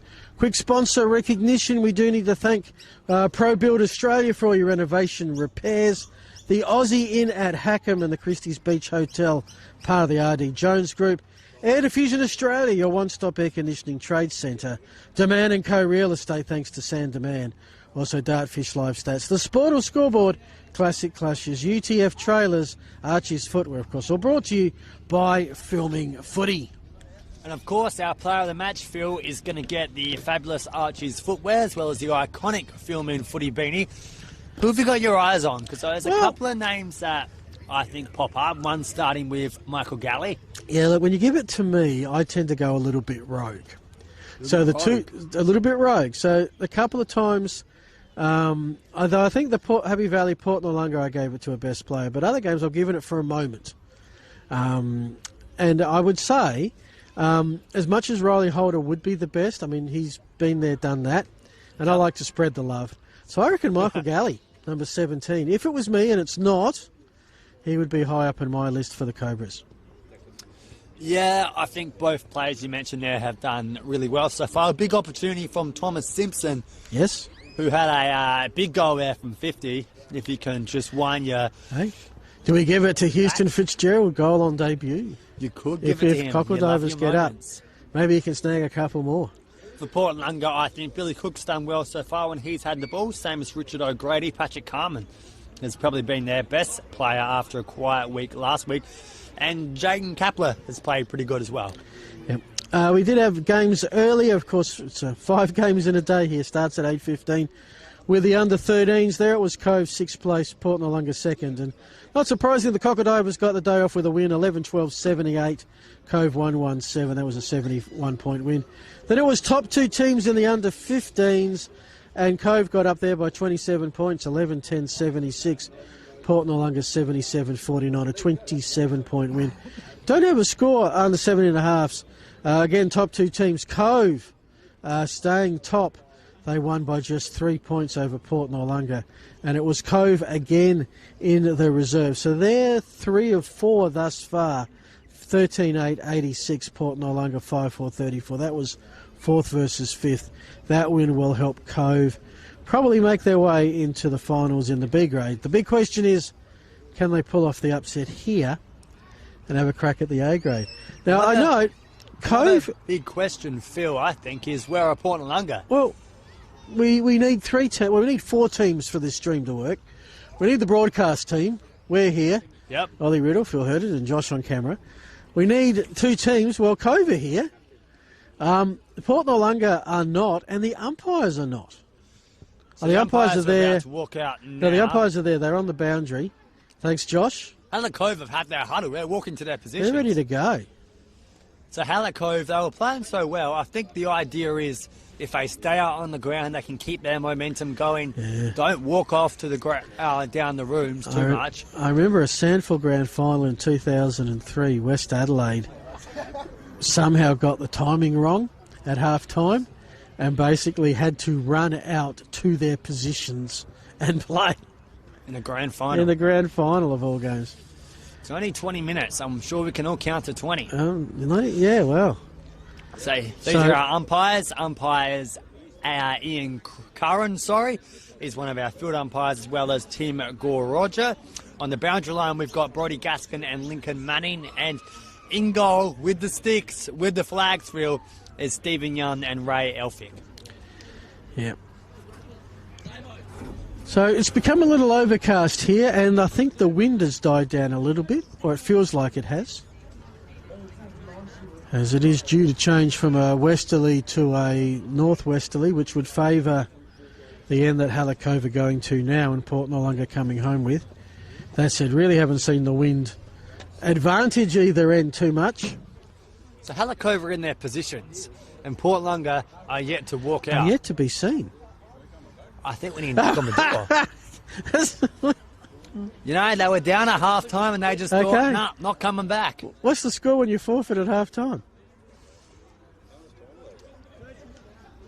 So we're just sorting out. I was about to say, the umpires are in the middle, the goal umpires are going, here come Port Noarlunga. Yeah. Okay.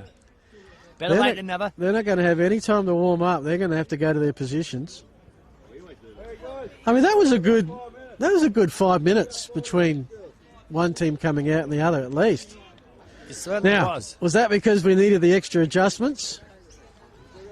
Maybe they've had their huddle from inside with the heaters on.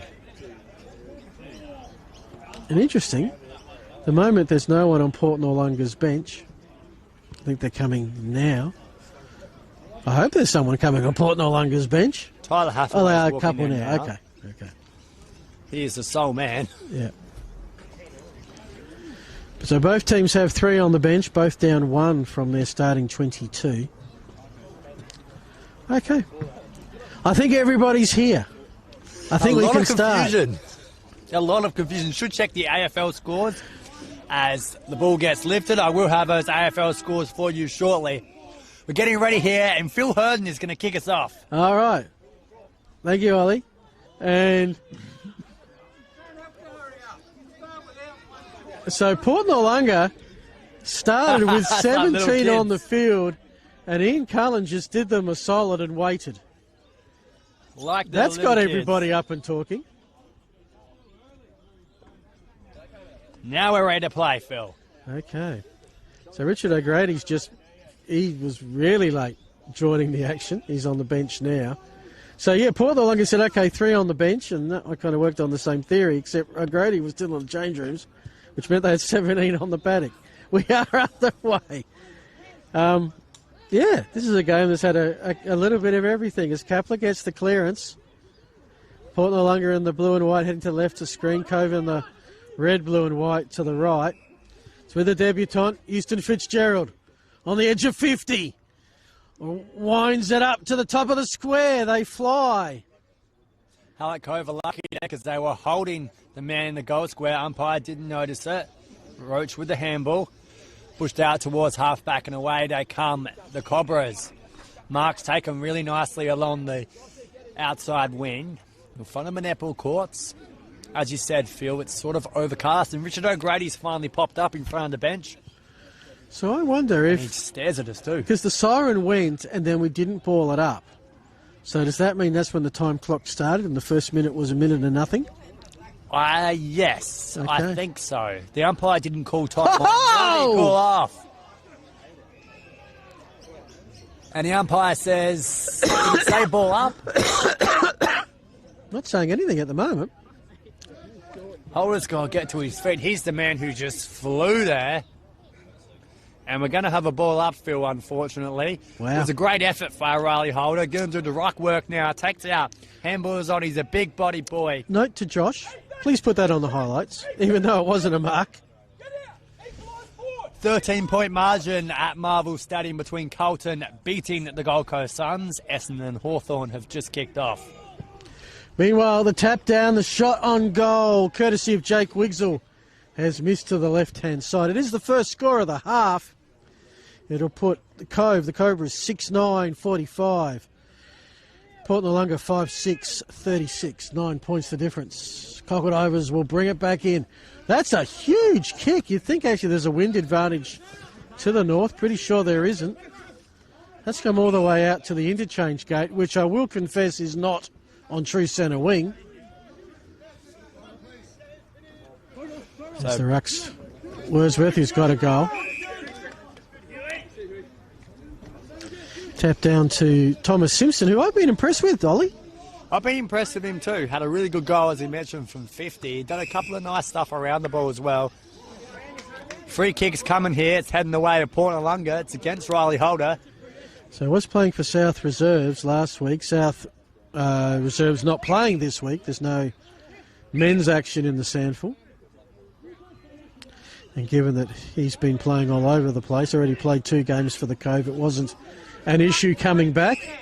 So Tim Gore-Rogers called a free kick, and we're not sure, Ian Curran, the other umpire's not sure who it was actually for. Now we've got it in the hands of the right man. As we go along towards the next contest, in-and-win football. Man in front had a big piece of it, couldn't hold it, couldn't trap it indeed, but Hallett Cove can go forward. All the way out towards the back of the pack. It's a 1-on-2 with Holder. Kapler laid a good tackle, didn't try and get rid of it. Yeah. Umpire paid holding the ball. He did not make an attempt. That's the problem. If he'd have just moved the arms about, he could have said, look, I was trying. It was trapped, but I was trying. And Riley Holder showing all the signs of I can kick this. Yeah. A lot of players would pass it off at this point, but Holder is strutting back. Kapler about 48 from goal. This kick will be, I reckon, just outside the 50-metre. Kapler's got grass, the lawn variety. And that's a glorious shot. Holder, just make sure that all of Port Noarlunga saw that. He flushed I think they did. And he's got his second. Did look at Port Noarlunga. 7 goals, 9-51. The Cobras play. Port Noarlunga 5 goals, 6. Both of us picked Hallett Cove coming into this game more out of hope than anything, because we wanted to see a bit of an upset, but we also want to see the best team win.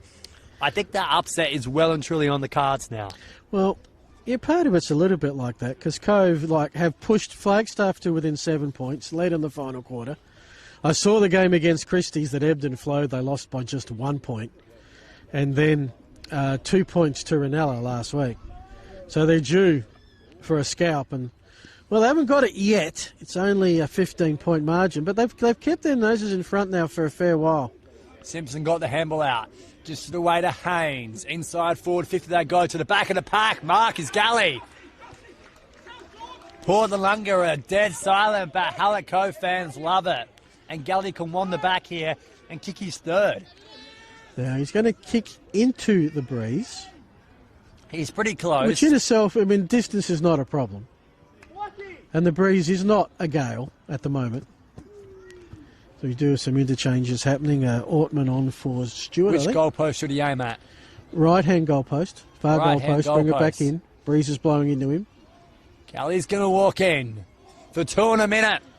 And, well, he didn't aim. Yeah. I think he aimed at the right-hand post, but it wasn't the goalpost. I don't think he aimed at any post. He's put it out in the full, Galley. All right. So Wiseman with the headband can put it back into play and does so. On his left boot, high ball towards the wing. Lots of players underneath it. Hallett Cove win that through Haynes. Just it out to Locke. All the way back to Roach. Roach inside forward 50. Lots of players come around. Kapler had a big piece of it, couldn't quite trap it. Holder went in there. That's the Lincoln variety, and they just sit on him. We'll have a ball up right towards the edge of play. Yeah, if you've just joined us, both teams missing a couple of key players. Cove don't have Jack Plenty. Port Noarlunga, well, no captain Ryan Kelly, no full forward Zach Sproul, no midfield monster in Lachlan Murphy. Well, not monster's not. Midfield mover in Lachlan Murphy. Got to be careful, he's standing right behind you. I know. And you're calling him a monster. Well, it's a positive. It was a positive thing. When you say someone's a beast, you're not calling Beauty in the Beast, you're just saying they're really strong in that position. Paredes Knocked forward as Phil tries to backtrack there. Yeah, at least I didn't say protected species. Mark's taken Hallett Cove, doing a really good job at keeping it in their side of the ground. Towards the next pack up forward. Ortman, the ball fell for him and he just runs into two Cobras. And if you almost deliberately run into two opposition players, is that your prior? I don't think he had a lot of choice. And I think one of the problems the umpires always have an issue with is intent. It's certainly a tricky ball. Maybe there's no harder job for whether you're a referee or an umpire. Is there a harder sport in the world to do? I'll have to give that some serious thought.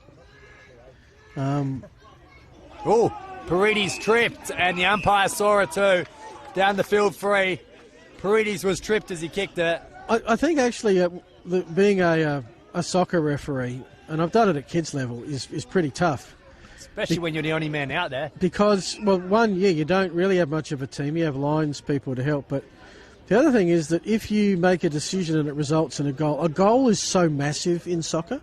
I mean, a goal in footy is big, but it's not normally, game-changing. It's just a goal of many. I was trying to pump up our AFL umpires in front of us. Oh, still a tricky job. It's a 360 game, which makes it tricky as well. 360 is probably a good term. Paredes at the back. Handballs it forward to Wiseman. Has to duck back. Now he's had his prior. He's under pressure. Carpeny. He's the man who's going to run out towards the win. Met by Carmen, who left it for him. Carpeny can get to Carmen. In fact, ignores him. Wanders all the way back. Fumbled there when it mattered most. And now climbs. Carlaw can put it up. Wiseman takes a strong mark in defence. Yep. Mitch Riddle tried to put one over the umpire's eyes, but not to be fooled. Adam Harlett there just turned around when they had that fumble, swore into his elbow like a sneeze. That's one of the young lads just, seeing the pressure of A-grade footy for the first time. Inbound kick. Cove look comfortable. They look, it's not by any means a match-winning margin, but they're looking far better at the moment. Got to be careful. We're right next Port to Noarlunga's measure. Well, I've got to call it as I see it. This is where Port Noarlunga have got a chance by putting some pressure and in the end forces the stoppage, so this will bring a massive humanity from Cove's forwards into the midfield. Flaggies by 8, Ranella by about 79 at the moment, and it was Christie's by 64 at the half over Unbanked Cherry Gardens. Umpire. We got one of the close ones. Umpire says my balls climbs Carlaw there, sucks in the big ones from that heavy tackle. And we're going to wait for another ball up on that far side by the netball court. What's the score, Phil? Good question. I've got it 7-9. That's 51 to 5-6-36. I don't think we've had a goal. We've had one goal this quarter.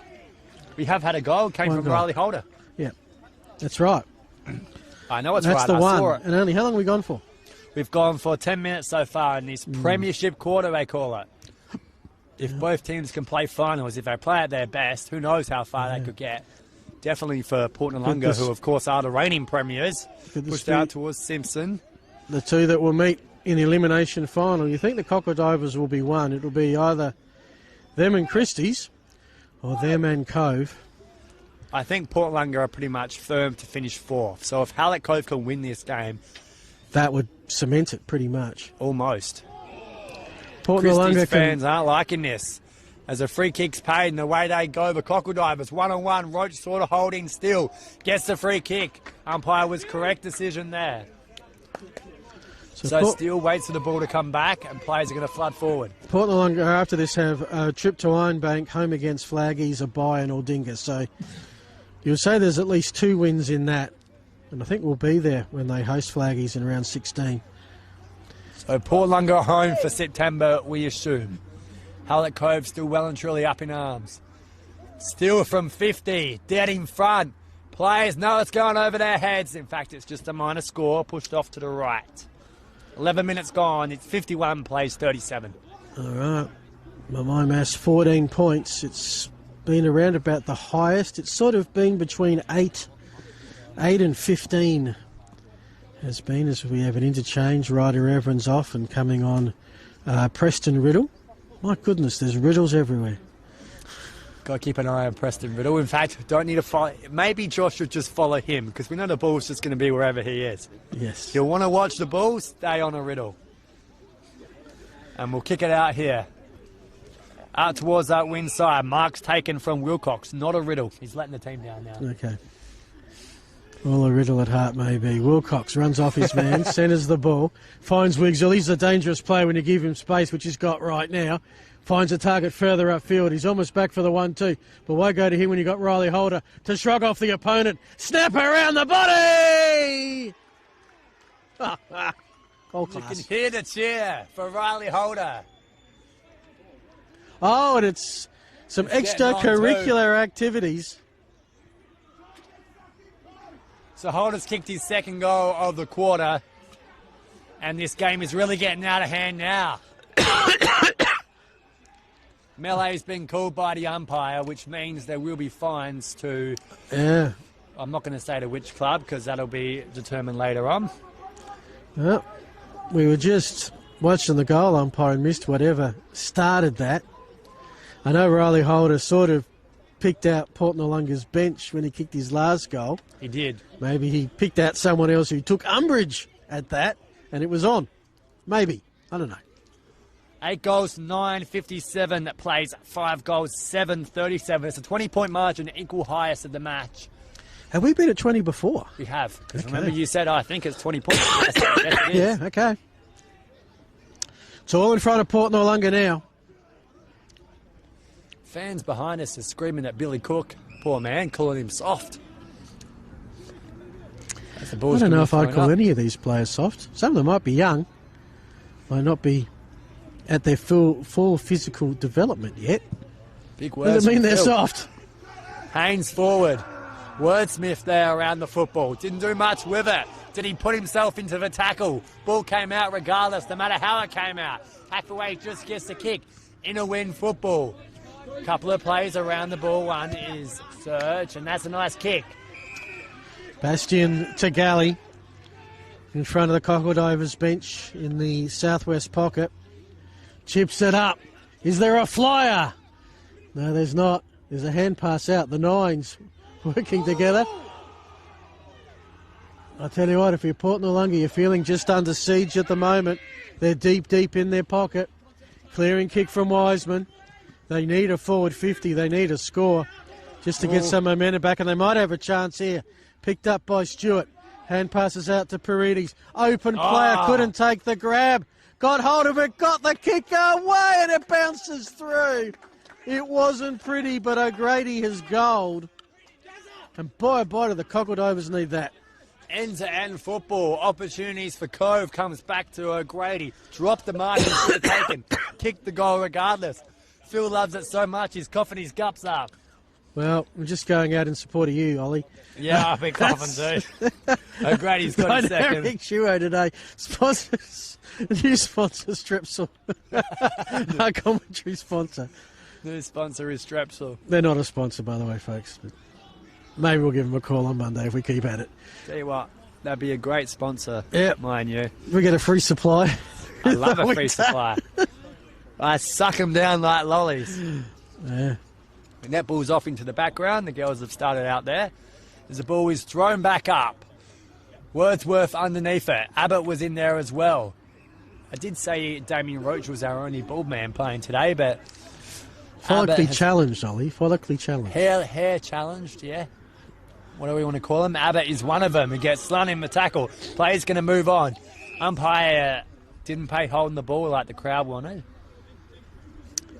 So the edge of the centre square. I'm actually thinking, Ollie, are they going to put some lights on here at some point? Because it's only going to get darker from here as we've ticked over 4:05. Overcast conditions. That's a great point, Probably Phil. a little darker here than you're seeing on your camera, which has this amazing thing of the light adjustment. Thanks, Josh, giving us the broader picture. So handball from Sweet didn't really go anywhere. Instead, he just had to tap it forward. Was that a little higher on Wiesel? Umpire says it's mine. Have a ball up here on the 50-metre line, heading towards Port Noarlunga's goal. O'Grady's in the goal square. Carmen had it, lost it. Play's going to move on. In fact, it was Kobe Stewart. And now it's going to roll towards Locke. Had a moment there. Couldn't quite pick it up with the fumble. Port Noarlunga do. Morfitt. And how's the kick from Morfitt? And it's going to land into the lap of Damien Roach. Roach read that the better. Cove move it quickly down the outer side where it's a one-on-one battle. And taken high, or did the Cove player not getting up too quickly? Don't think there was anything malicious from the Port Noarlunga player. I thought Sweet sort of went low. But Sweet has it. He's up. Here's the footy. He's okay. Into the pocket. There's a man who's just proving unstoppable, Riley Holder. He's making his mark all over this game. He wants to score a 6 here. So he's aiming for his fourth goal of the match. Goal. He's been thrown forward. It's going to be a tough one because he has got the breeze to deal with. You can see there comes in off the boundary. Crosses 50 from 48. Keeps it relatively low and misses to the near side. On our scoreboard, it is Cove 8-10. That's 58. Port Noarlunga 6-7. That's 43. It's great that you sit there, you work hard, you do your maths to count up. I've got it written in front of me. You can, yes. Why doing really the quickly. scores then? Well, I'm just seeing how good your maths is, Phil. You just want to It's pretty put me good. through it. Halfway, goes long forward, cut off. And just to explain, we've got a scoreboard, but it's in the pocket. I'm the only one that can see it. But I've got to stand up and around people to see it. Charlie Wiseman had the fit of the fumbles. Under pressure from Wigsell. Lays a great solo tackle. Ball spills free. Hot footy. Hot footy. Picking it up through traffic was Search. Got it onto Locke. High kick. 30 out. Search comes to pick up his own work. Hand pass out to Galley. Galley is driven into the ground by Steele. And it will be a ball up. How are we doing for time, Ollie? 19:15 on the clock. Time on imminent. It's been Cove's quarter. They haven't won by a lot, but they've won the quarter thus far. Into space. Carmen. 2 goals in the space of a few minutes. He was flat and late. Port Noarlunga's ball, Ollie downfield. So we're at half forward here of Richard O'Grady. Kicked 4 goals last week, kicked 2 today. Playing well up forward with the absence of Sproul and the mark at the back, not paid. So Wilcox has got to get it and go. Push it out further wide, outside 50 now along the outer wing. Bouncing ball, Paredes is the only man around it. Now they converge on him.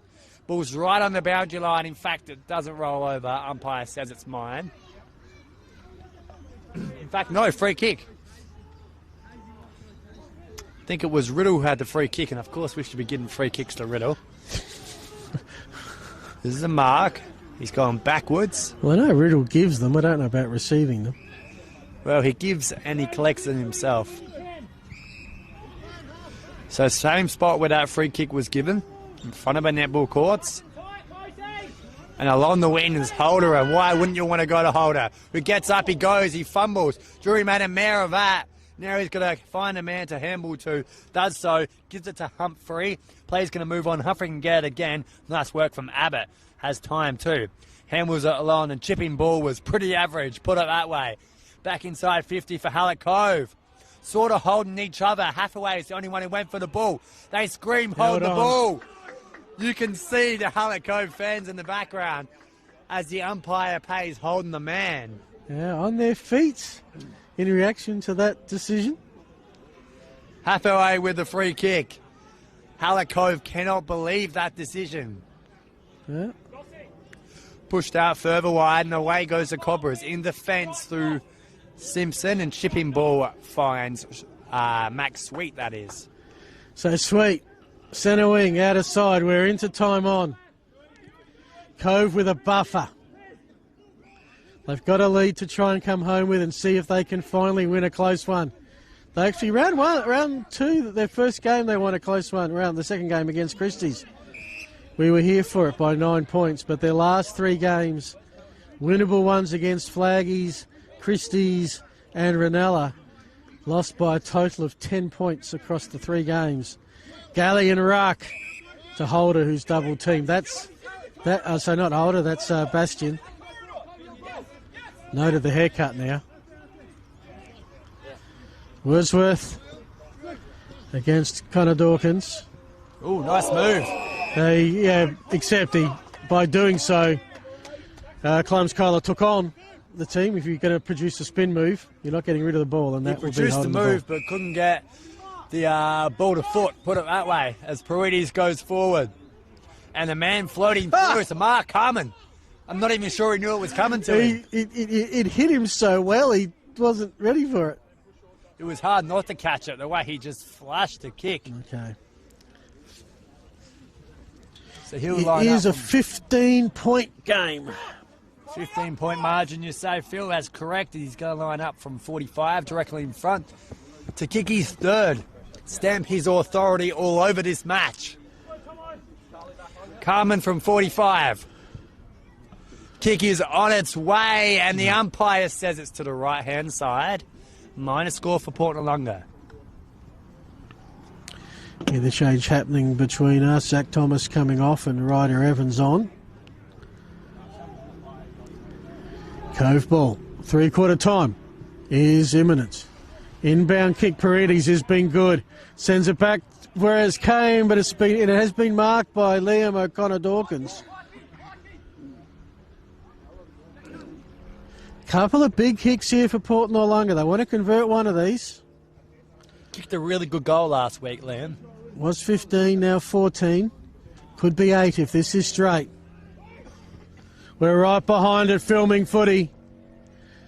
Has not been touched. 2-arm salute, and O'Connor Dawkins has kicked it. His second. And Port Noarlunga have kicked the last 2 and have come back from the edge of the cliff. I tell you what, Happy Valley fans, Happy Valley. Well, I'm sure they're very excited against Flagstaff. I feel we'll get scores later on. Trailing by 1 goal at the moment, 51-57. It's a quick later on. Yep. Very quick later on. Hallett Cove fans were up and about a few minutes ago when Holder kicked 2 goals. But O'Grady and now Liam O'Connor-Dawkins, who missed the earlier game when these 2 teams played at Port Noarlunga. Just the 4 goal scorers for Port Noarlunga. Carmen, O'Grady and O'Connor-Dawkins with 2. The debutant Fitzgerald with 1 earlier. Port Noarlunga the clearance, but marked by Wilcox. Interesting if they attack or they just play keepings off. This is a dangerous kick. Took a fortuitous bounce to Ryder Evans, but he was sat upon. Escaping with it is Carmen. Had visions of a third for the moment, and look, he was in his right to have a shot. I'm not sure if there. he saw someone leading into the pocket. He didn't lead. That was a very, very wayward kick. Once they extract it from the tree. Maybe they can get the cone down in the process. Yeah. They've got the ball out. Maybe he saw one in the car park leading. Yeah. That was just off the side of the boot. Brought back into play. 1-on-1 contest. Holder one-handed, couldn't quite trap it. Play's going to move on. Did he get the kick? Yes, he does. Kapler tries to have the mark. That's not 15, umpire. He had 1 arm free and 1 leg free, and he managed to get the kick. A yell goal square from coach Adam Hartlett. Kapler's limping after that kick. Right towards the meat of the pack. Sampson down there. In fact, it's Simpson and Carpet. He wraps him up. Yeah, Kapler, you're right. He's trying to walk it off. Not too bad now. Screen see him try and run. Number 21. He's not racing to the contest, I should add. Wordsworth taps it away. Kick towards the boundary line. May just get there. Carpenter wants to keep it in. In fact, it's Paredes. So number 21 is Jaden Kapler on your screen to the right-hand side. And he's certainly a little proppy. Yeah, looks to be. Of course, Cockledove was already down Nathan Flesfade, who got concussed probably in the first 10 minutes. There's Kapler, who got to the contest quickly enough. Battling for the ball well enough. Keeps it bottled up in that pocket right in front of the Sportal scoreboard that says Cove 18.58. Port Noarlunga 7.850, just an 8-point margin late in the 3rd quarter. 26 minutes gone. So that 3/4 time siren should be coming any moment now. Hallett Cove wouldn't want to concede one. Only had 4 goals for the quarter, 2 each. As Locke is wrapped up. And the coach just yelled if he got time. That's enough of an answer. That's one way to answer. Siren's gone. It's three-quarter time here at Cobra Park. It's Hallett Cove leading by 8 points. And this is going down to the wire. Looks like it. We might just have our match of the day right here at Cove. As goal scorers for Cove, Riley Holder with 3, including 2 in that third quarter, I think. Singles to Wordsworth, Galley, Simpson, Mitch Riddle, and Dylan Search. For the Cockledovers, a lot of multiple scorers: Connor Dawkins, Richard O'Grady, Patrick Carman, and a single on debut to Houston Fitzgerald. Around the grounds, Ranella by 121 points, and it is all tied at the Valley, 24 minutes into the third quarter, 57 apiece. It was Christie's by 64 against Ironbank at the half. Three-quarter time here. We got a big final quarter coming up. We'll take a break. You're with Josh on camera, Ollie Riddle, I'm Phil Hedden. Thanks for watching the Southern Footy League. Thanks to Filming Footy.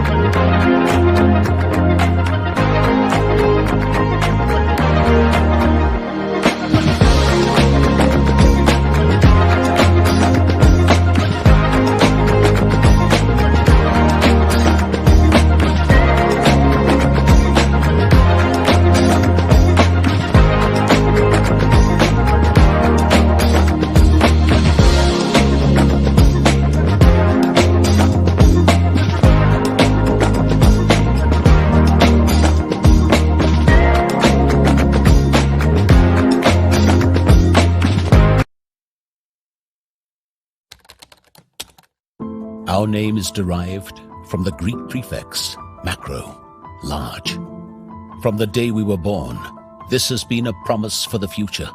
We have grown through dedication, sweat, self-denial, faithful to our mission of being on the side of those who put themselves on the line. Through our name, we celebrate the greatness of those who believe there are no obstacles higher than their dreams. The courage to get back up after falling. The obstinacy of believing until the end. These are the values embedded in our logo. The Macron Hero. It's a celebration of sacrifice and tenacity. Up until your personal victory. Until your arms are in the sky. Become your own hero.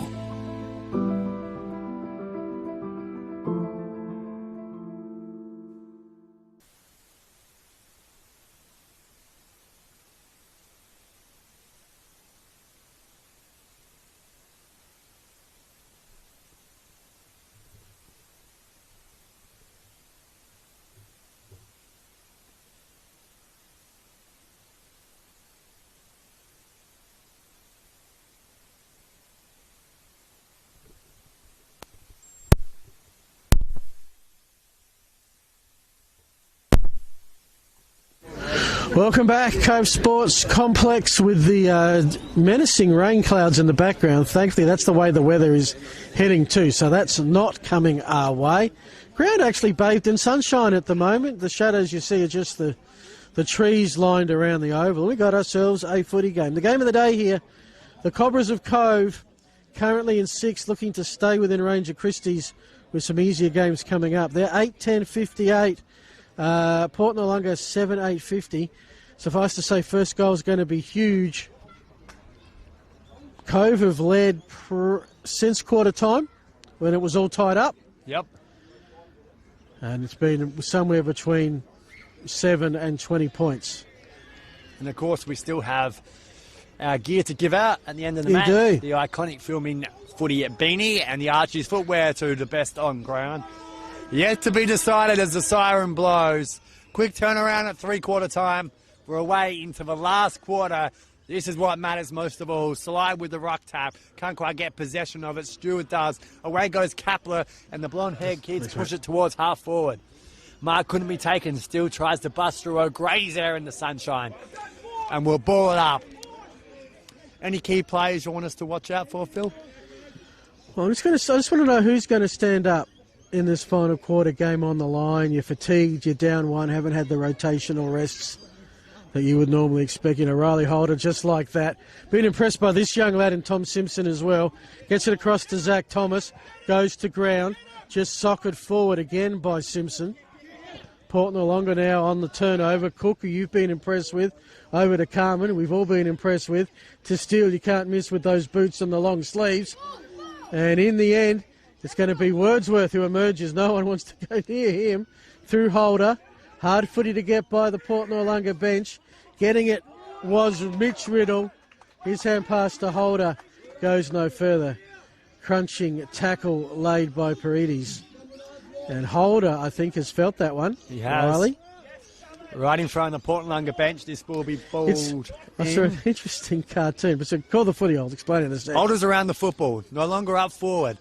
Trying to get clear possession. Wordsworth into the game as the ruckman, and they pile on. It just had a picture of an Aussie rules player and a soccer player from the World Cup, and the soccer player making sure the umpire sees that they're hurt, that they're really hurt, that they're rolling and eventually get up. Aussie rules players are exactly the opposite. They're trying to show that that didn't hurt. Of course, you only look at the blood roll as well. The players do not want to know the umpire's seen blood. I'm okay. It's only a slight cut, is the arm dangles. Something out of Monty Python, I think. Ball's going to be thrown in here by boundary umpire Lincoln Manning. So Port Noarlunga they got the clearance. Can they get something out of this forward 50? Now they've managed to bottle it up. Nice throwing too, mind you. Wordsworth pushed out towards the space. Opportunities for Hallett Cove to bounce off a half-back, and they take a couple of bounces with Climes Carlo. Played well today, mind you. Pushed out toward Ryder Evans. Haven't seen his name a lot. Dances around with the defender.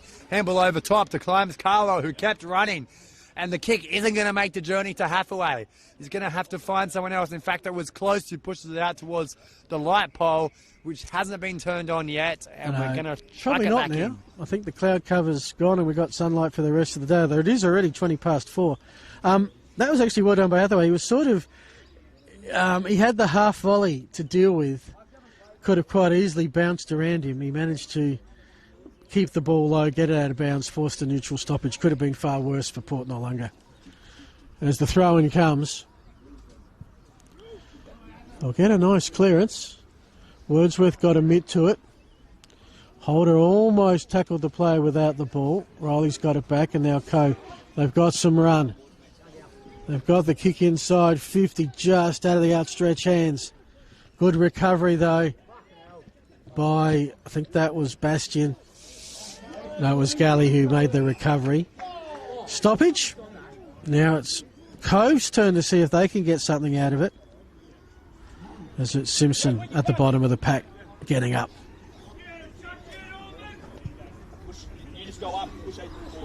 So ball up here. 50 metres out. Players around the football. We're going to have another try. Savage there wrapped up pretty quickly. Came back into the side last week and didn't look out of touch. Had a good excuse for not playing. Was, of course, playing for South Adelaide in their reserves. So good on him. Speaking of that, just while we've got a little break, some news during the week that the Sandful may not have a reserves comp next year. Got mixed feelings about that. I can certainly see where it's structurally advantageous for the Sandful. And the cost-wise, football not be a great reserves competition? Yeah. Would certainly strengthen at this level, you would think. Thrown back in. Galley tried to collect it first. Holder's going to run into his own crew. Doesn't quite. Ball's not even out of bounds yet as Galley picks it up, dishes it backwards. And we're right in front of the boundary umpire here as Cook sits on him. I mean, the advantage is that you would have Sandful reserve grade players playing back at this level. Yeah, that's a good thing. The disadvantage is there's going to be a lot more movement of players to and from Sandful clubs on a weekly basis as they're needed. I'm not sure for the stability of these Sandful clubs it's going to be very great. Yeah. Still chasing the football, boundary line wins. And reserves don't earn any money of any note. And what it actually does, it costs money because you have to play your 16s and 18s at the other venue. Whereas if you had just the 3 games, you could play them at the 1 and save on running costs of a venue for the day. Sounds so I can see better. advantages and disadvantages. Mark taken. And it's Michael Galley. And he has an opportunity to extend this margin from 8 points to 14. This is a big kick, Phil. Huge. I mean, they're all huge. Close game, relatively low scoring. You think maybe 10 goals will win it. They're on 8 already, Hallett Cove. Galley will be kicking from 45. Already had a goal today. Been pretty good, mind you. And that shot is off. And the crowd don't scream, and it's just a minor score. Yeah. So he's had his moments. Been relatively good, one of their better players, Michael Galley, today. Extends the lead from 8 to 9. Hathaway has got to go down to the car park. I think, is that the first score of the quarter? Yes. Okay, at the what minute mark? The 5. Okay. So, I mean, you think that would suit Cove. The problem is they don't have much of a buffer to defend. I don't think they're going to win this game if they don't score a goal in the final quarter. You can't defend as of yet. Maybe the last 5 minutes, but certainly not 5 minutes into the last quarter. Got to find more goals, Hallett Cove. Can't give up just yet. The game is not in the bag. It's Paredes. Waits, and now he searches forward with the right foot kick. Carpenter's got to chase it. Got a man behind him. He's stretching the margin between the two, and in the end, into the bush. I mean, how quick did that ball transition from one end to the other? Very, very quick, and our Cobra player is taking the dive into the bush. I'm sure it's a nice soft landing. So boundary umpire's finally caught up, because that was a long run for the poor boundary umpire. That's why you often see multiple on the side of the field. And that throw needed a little bit of a higher trajectory. He's buggered. That's the problem. Bit more of a line drive. Yeah. Check out the hairdo in front of you, Phil, from Ryder Pyman. Yeah. Built for speed. Very short on the sides and very short on top. Not going to be pulling that hair. Well, I can't say you could pull mine either, so. Wordsworth trying to get down at ground level to lay some pressure. He's there again. And then wants to take a couple of passengers with him. Another stoppage. How many people around the ball at this moment? Bit of aerial ping pong. Favours the Cockle Divers just outside 50. Daney, did it go 15, Ollie? No, it didn't. Umpire didn't call it. You'd be happy with that. Kick around the body. The moment's been made by Jaden Kapler. Thank you. He's been a terrific pickup this year, as I said. Was part of Victor Harbour's premiership winning team. That's his third, you're saying, Phil? Big opportunity for Kapler. Are you sure it's his third? Yep. Yeah, I think so. I haven't got him written down for any goals.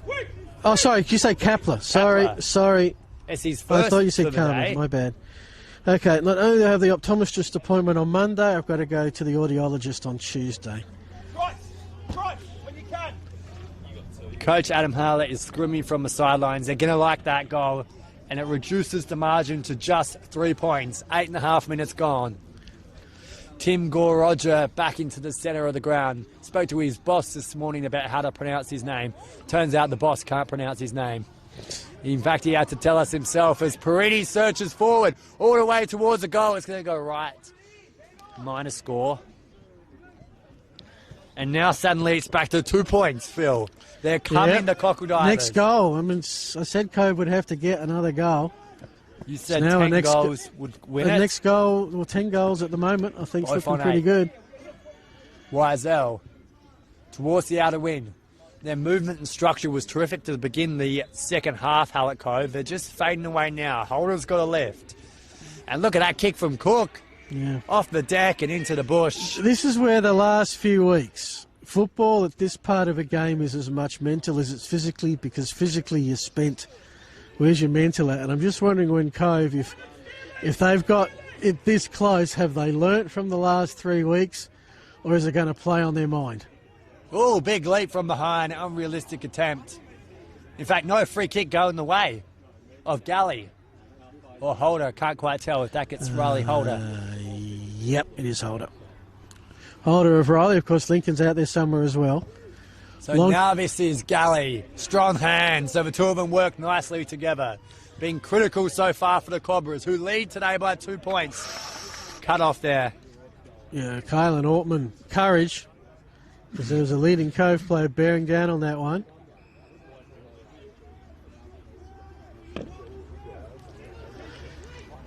Noarlunga look to bring it down the outer side. Pops it up for Kapler, who looks to be fine, having kicked the opening goal of this critical final quarter. Spills out the back.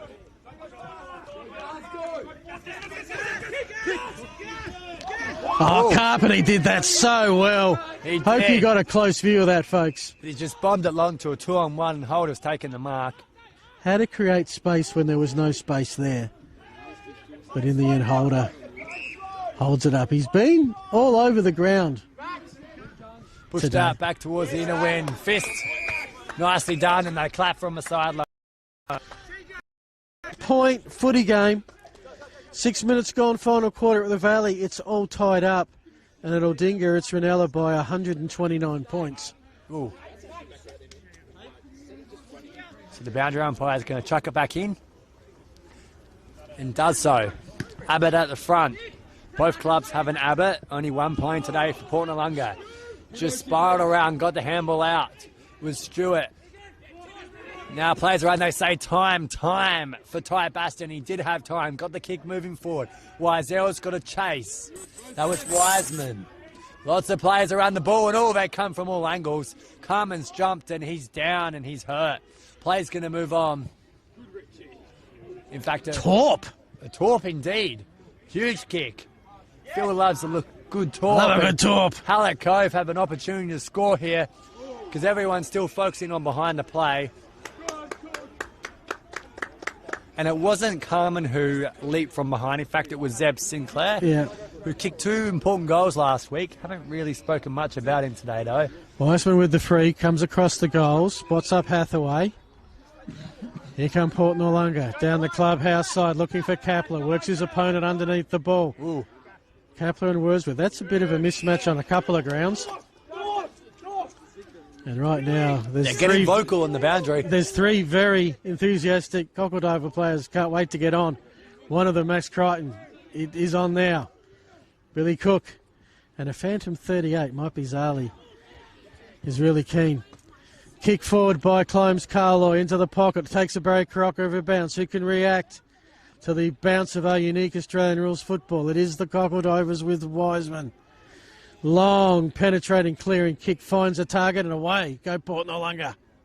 So Cook along the outer wing. Short, sharp ball. It's going to bounce towards the next man. Nicely done too. Paredes, who's done really well today, can take it towards full forward. It's going to get a bounce all the way at the back. Salai's kick. He's put it through. He's tall, he's lanky, his number's 38. Ethan a Zali. Huge, important goal from Ethan Salai. Well, for the first time in a long time, Port Noarlunga have hit the front. And they're yelling, come here from the coach like 9-9, as they had a 9. I've got it is 8-11. 9-9, 63 to 8-11, 59. Port Noarlunga in front by 4 points. 4 points. Thanks to that Salai goal there. Kick 2 last week. So kick 2 against Kangaroo Island back in May and played really well last week. Wearing the number 68, wearing 38 today. Ever seen 68 on a footy field? Actually, kind of 68 last night, but that was wheelchair footy, and I guess that was on a netball court. What number would you wear, Phil, if you had your pick? Yeah, good question. I'll come back to you. Back in the middle. Pressure back on Cove. Wordsworth, the collection, the kick. In the direction of Clomes Carlaw. Ball comes to ground, over the shoulder. Which way will it go? It is Port Noarlunga footy. Ground under cloud cover again. Towards the boundary. Did it come off someone's foot? I think it's a throw-in based on the play move once they... Yeah, they get the footy away out of the Coming back chest. to you, Phil, what number? You really got to think about this? Yeah. What's your favourite number? Don't know. Wow, I don't have a favourite number as the ball's back into play. Paridi's been terrific today. Maybe Port Noarlunga's best. Bouncing ball from Carpeney. He's got a couple of people around him, just coughs it up to Wilcox. Away they go towards full forward. One-on-one contest, gets to the back. Could roll through, hits the post. Probably 52. 52. Why 52? That's the address I lived in as a kid, number 52. Who? When I grew up as a kid, I lived on a street, number 52. Ah, there you go. Mine would be 32. And Why that's 32, because Ollie? I grew up with Patrick Dangerfield as my favourite player. Okay. Fair call.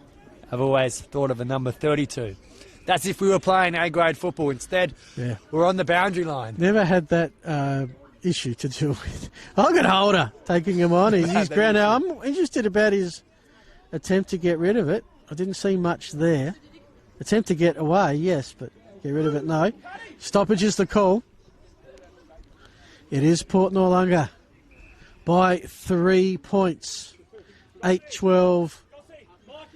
That's 60 to 9-9, 63. Port Noarlunga. A true kick here could change that. Tyler Locke, it's high. Nothing conceded. It's not a behind, I think. It's a throw in. Only thing that's possibly unlikely at the moment is a draw. Well, it is an odd number margin, so that would certainly affect it. Could still have plenty of behinds. Kick towards goal came from Locke, and they love it. And suddenly, Cove are back in front. Tyler Locke, I've got that as his first A-grade goal for Cove. And if it is, what a moment to kick it. They jump around him indeed. Big opportunity for Tyler Locke. Yet to play a game at A-grade in 2025. Spent most of the year in South Adelaide's under-18s. He was a good inclusion today. First A-grade game of the year. All right, so have you got two prize winners in your head, Ollie? Because we're starting to get to that time. Well, I've been thinking about it, and then I had to quickly think about Port Noarlunga as well. Yes. Got a lot of people. Couple of different players on both teams have played really well. We'll see which one comes out on top and who we'll get to interview after the match. 9-12 to 9-9. 3 points in favour of Cove. Steele took off just without the footy, but it will be a Port Noarlunga clearance. Breaking well free. done. Viewing that beautifully. Long kick in the O'Grady direction. It was... Who's your tip from here? Was Carmen with that clearance that he did very well with it. Yeah. Well, I tipped Cove at the start. Really, I don't have any reason not to tip them. They are in front. But it's anyone's game. Thanks for sitting on the fence. Well, I've said Cove. You still tip Golden Cove? Yeah. All right. Wordsworth. Had it. I have learned over time, you make a pick, you just stick with it. 18 minutes to go. I'll be honest, I think Port Noarlunga might snag this win. Yeah. They'll need a goal, though. Umpire's going to ball it up. Inside forward 50 for the Crocodivers. Sinclair doing the ruck work. Carpeney! Wow, did you see that? It's a huge opportunity. It's Nathan Paredes who's kicked the goal. Phil is left speechless, staring at the computer screen. What an amazing piece of play from the pocket. That's captain's goal. It's a yo-yo game now. I mean, those are the goals that just lift a team across the board. What's the time frame, Ollie? 18:57. 18:57. Okay, we have had... I said 10 goals would win it. So now I've got two conflicting signs. 2-minute warning. Port Noarlunga have been first to 10. They lead by 3. Minutes left. Ball's back into the middle. Salaya doing the ruck work. Port Noarlunga had their noses back in front thanks to a spectacular Paredes goal. Carmen out the middle. Look at that. For Chase, the goalie style. Puts it up towards Carpeney. Can he hold the mark? No, he can't. Play's going to move on. Carpeney's got to get it and go. Can't quite pick it up. Cove had the option. What a fumble. The no-look handball didn't quite work out. It's all right if you give the no-look handball, but the other guy's got to be looking. So Wordsworth battling to try and get to this ruck contest. He will. got a little mini kick away. Port Noarlunga have sort of got Cove right where they want them at the moment. We're into time on. Exactly what's your time reading? 20. 20, okay. We're into it. Everyone's asking timekeepers what's... So Stewart, kick Okay. smothered, right towards the pocket for Port Noarlunga. This is a huge opportunity. We've got to think about who to give the best player to now. Yeah. Ball's thrown up. Hallett Cove have got to get down to the other end of the ground. Can they with Haynes? Hayes with the kick. Goes out of bounds, not touched. Port Noarlunga ball will be with Close. He's had his hands full with Galley most of the day. Maybe one mark will do it from here. Port Noarlunga at the back. Steele. Still couldn't hold it. Ducks his head. That's his prior. He's gone. I mean, Correct yeah, he call was, from the umpire. and I think that's the right call because Steele led with the head. So Birch has got to get it and go. Does so. Puts it out towards the pocket. The holder direction. Couldn't quite hold it. This could be a huge steal for Port Noarlunga's season. They got to pick it up. They got to go to Cobras. They can't quite. We've got an injured man. We got cramp. Okay, there are 6 players Cove side of centre. Cup will go back now. Ball up at the Cockle Divers 50. Hayes tries to get the clearance. It's smothered. Cockle Divers, you think, are a goal away. Sits with the Cove. Kick downfield, 2-on-1 contest, but that's a grab. Okay, chance for the Cobras here. And of course it's this man, Holder. Along the outer wing, pushes to half forward. They're going to need a mark. Salai with the big fist out towards the boundary line. Cockle Divers just boot us high and long. Will it go to the boundary? It will, off a couple of players, and we're going to chuck it in. Yep, that's your difference between last touch and last disposal. That was sort of a Port Noarlunga touched it last, but it was not a disposal. It's just a throw in. Makes perfect common sense. So they've gained 20 metres in that piece of play, Hallett Cove. And they're going to get a free kick here. I reckon So is this this is the going last to roll of the Sweet. dice? Sweet's got to move. He's got to move quickly. Wants to go dangerous through the middle of the ground. Maybe a bit off more than he could true with Simpson. Port Noarlunga get the ball with Paredes. And look at that. Push. A Yeah, that was push, a says push. the umpire. Sinclair's got to give it back. Controversial. Port Noarlunga fans don't like it. Haynes has the football. Short kick is into the crowd. Yeah. Good to see Adam Hartlett assisting the boundary umpire there with the ad on the full signal. So Wilcox thought he marked it, in the end it's gone out on the full. So And Carmen Carmen's right gonna in take front all of the us. time he can. Short ball, leading man, good hands, good football. Smart play. Port Noarlunga will eke out every second they're allowed to now. This is Hathaway, who's going to pretend he's going for goal. Play on is the call. Umpire says no, you got to kick it. And so he does. He torps it to the goal square. A mark would do it, not quite. Handball out. This has got to be the moment. This has to be the play. Wiesel pushes it forward. Good, strong, contested grab.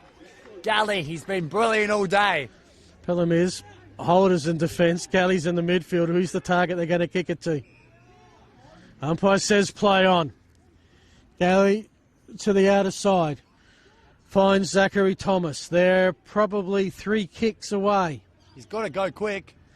Yeah, not a lot of a rush there to a pack. Kick around the body. I think Clomes Carla was in there now. It's a hot footy in the goal square. It rolls through for, it touches the behind post. It's not a score, it's a throw in. I think even though Cove don't score, that's advantage Cove because it keeps the ball in their territory. So a goal will win it. We are 24 minutes into this match. Sirens should sound moments away. Hallett Cove, they need a goal. They got it right where they want it. Ball's bouncing around. Here's the opportunity. The right foot banana from the pocket goes across the face. And it's bounced through for a minor score. And that could be all she wrote. Well, Search with the snap did really well to get the contested ball. Tried to centre it. 2-point game, I'm pretty sure. Yep, 2-point game, 10-9-69 Port Noarlunga. 9:13, 57 are Cove. Port Noarlunga have the football. Cove have got to get it back. The coach is barking instructions and the players just will not listen. The blood pressure is high around this arena. Seal the corridor. Kick to a pack. Holders there. No one can take the mark stoppage. That will suit Port Noarlunga very, very nicely. Probably about, Ollie, what do you reckon? 20 players around this footy at the moment. Make it 40. Climbs Carlo, high kick. No one's ball. Umpires letting the players sort it out as much as they can. Now the stoppage Corridor. Seal the corridor. could come down to the last kick of the game. 40 metres out, Hallett Cove, 1 goal away. Salai gets up high, taps it, climbs. Carlo's been good all day. Got the ball moving forward. Stewart was in there. They're waiting for the siren to blow, Port Noarlunga. Carpenter, Stewart wrapped up. Umpire lets the play go. Parides underneath it. Should be holding the ball. Oh, he doesn't pay it. I think he sucked it in. Umpire Ian Curran chucks it up. Holder into the right. Couldn't really dispose of it. And we're going to try again. There was a tad bit of holding, but look, you don't want anything Ticky Touchwood paid here. Oh no! Port Noarlunga have stolen this one. Cove cannot believe it. 4th time in 4 games they've taken it to a higher ranked team and come up agonisingly short.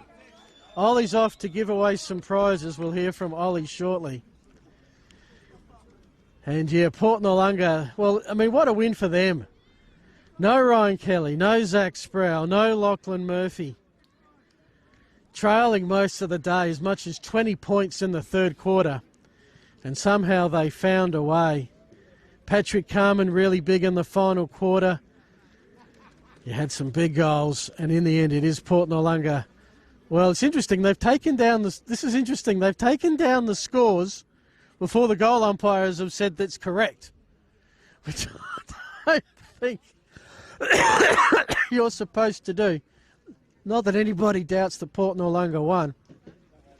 It might be a case of margin, if there was a point or otherwise, but yeah, we certainly know who's won and who's lost, and the goal umpires are saying, well, okay, we're done. Can tell you, Happy Valley have hit the front against Flagstaff Hill. They're at the 23-minute mark. They lead by 13. 11-11-77. Flaggies 10-4-64. Idazol Renella 27-14, 176. Aldinga 6-5-41. That'll be a big 130-plus percentage booster to the Wineflies. And as much as this is agonising for Cove, they're very much in the finals race. Their next 3 games, they host Aldinga, then travel to Morphett Vale and Ironbank. On current form, that's 3 wins, and that'll get them to 7. Christie's Beach also on 4 wins. Look, they've got Ironbank's measure, but they got Flagstaff Hill and Happy Valley. But finish with Aldinga and Morphett Vale. So if these teams, Christie's and Cove, beat the bottom 3, they'll both be on 7 wins at season's end, and it will come back to percentage.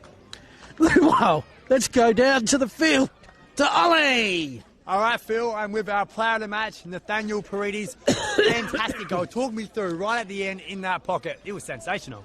The big fella in the ruck was getting on top and sort of worked out where he was hitting it, and it just bounced up, and I just took a shot at it. Sometimes it comes off, and that one came off, so it was pretty lucky. But happy to get the win with the boys.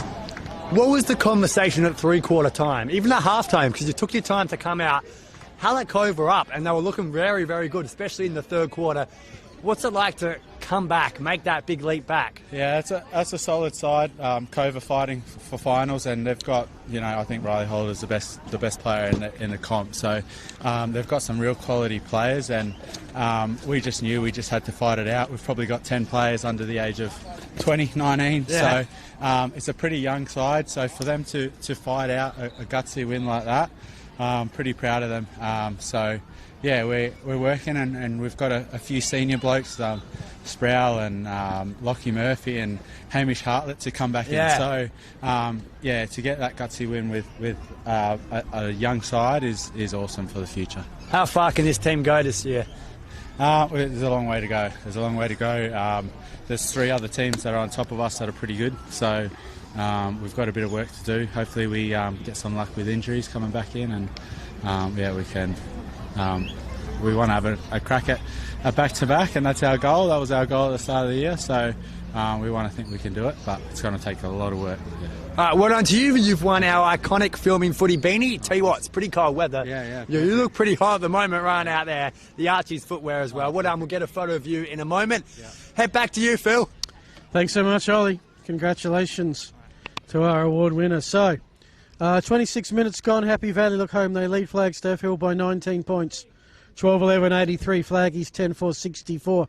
So that Reservoir Triangle, Ranella beat Happy Valley twice. Looks like Happy Valley are going to beat Flaggies twice.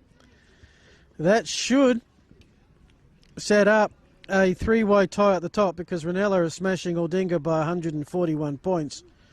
So it should be at week's end, Flagstaff Hill 11-2, Happy Valley 11-2, Ranella 11-2, Port Noarlunga 9-4. With that result, by the way, the Cockodivers officially mathematically are in the finals. Christie's Beach, that we're leading by 10 goals at halftime, let's give them the win. That'll put them 5. Cove with 4. But I still got Christie's Beach and Cove level in the race for the finals, given that Christie's have 2 tough games left and Cove have just the 1. May still come down to percentage, and maybe the narrow losses may actually prove the difference for Cove. Time will tell. Ironbank Cherry Gardens 2-10. Morvale had the bye, and Aldinga. Looking forward to a match against Ironbank Cherry Gardens in a couple of weeks. Ollie, what was your take on the field? What was the vibe there? The vibe was a bit of relief for Port Noarlunga fans, bigger agony for Hallett Cove, who, for a moment there in that third quarter, I thought they may run away with it. But a lot of relief, put it that way. Yeah. So a couple of good players for Port Noarlunga really stood out today. Nathaniel Paredes is certainly one of them. I was sort of 50-50 on whether to give it to him or Carmen, who had a really good second quarter as well. But that goal right at the end, maybe you'd have to give it to Carmen if it was holding the ball, and they gave that opportunity to Hallett Cove at the end. I thought it was 50-50, to be honest. Yeah, but Paredes was sensational. And Carmen also 2 key clearances in that final quarter. Yeah, as well. We're coming he back. Looked really impressive. And as Paredes just said, no Lockie Murphy, no Zach Sprower. Gives the team a lot of confidence moving forward. Alrighty, so next week, 3 games on the Saturday, and it'll be August next week. August. Wow. Ironbank Cherry Gardens will host Port Noarlunga, so the Cockodivers got a road trip ahead of them. Cove will be home against Aldinga. Confidence will be high there. We'll be at Flagstaff Hill as Flagstaff Hill hosts Christie's Beach. A challenge there for the Saints, Flagstaff Hill coming off a loss. And then there's a Sunday game. Always a tradition when these 2 traditional rivals meet. The Wineflies host Morfett Vale. Happy Valley, who are just about there. Yeah, that game is over. Happy Valley have beaten Flagstaff Hill 12-11-83. Flagstaff Hill 10-4-64. So we got a 3-way tie at the top. Port Noarlunga locking up a finals berth, and Cove showing that they can match it with just about anybody if they can find a way to win a close one. They might get that finals berth for the first time since 2017. Well, part of me really wants them to, because you feel sorry. A couple of close losses. It was close against Christie's Beach, extremely close against Ranella. That was 2 points here. What was the margin in this game, Phil? Well, they pulled down the score. It was 3, I think, maybe 2. 3? 3. It was a 2-point margin. Within a kick. That's the painful bit. Scores at Christie's Beach as well. 22-15 to Ironbank, 4 goals, 6. A comprehensive win for them. Christie's Beach will gain percentage on Hallett Cove, but no love loss. Put it that way. Yeah, well, which Cove get a chance to reclaim next week. Alrighty, Ollie, I think that's a wrap. Any final thoughts on this one? We came here and it certainly was a game of the day. Came, saw, conquered. Couldn't have said it better. Thanks to Josh, our intrepid cameraman, as well. It was great to have the band back together. Next week, we're at Flagstaff Hill for the Falcons and the Saints. Looking forward to that one. I do want to thank the sponsors, ProBuild Australia, the Aussie Inn at Hackham, Christie's Beach Hotel, Air Diffusion Australia, and Sam Demand & Co. Real Estate. I'm Verlin on behalf of our crew, also Rowett, also John Douglas, our National Manager, saying thanks so much for watching. This has been the Southern Football League. Thanks to Filming Footy.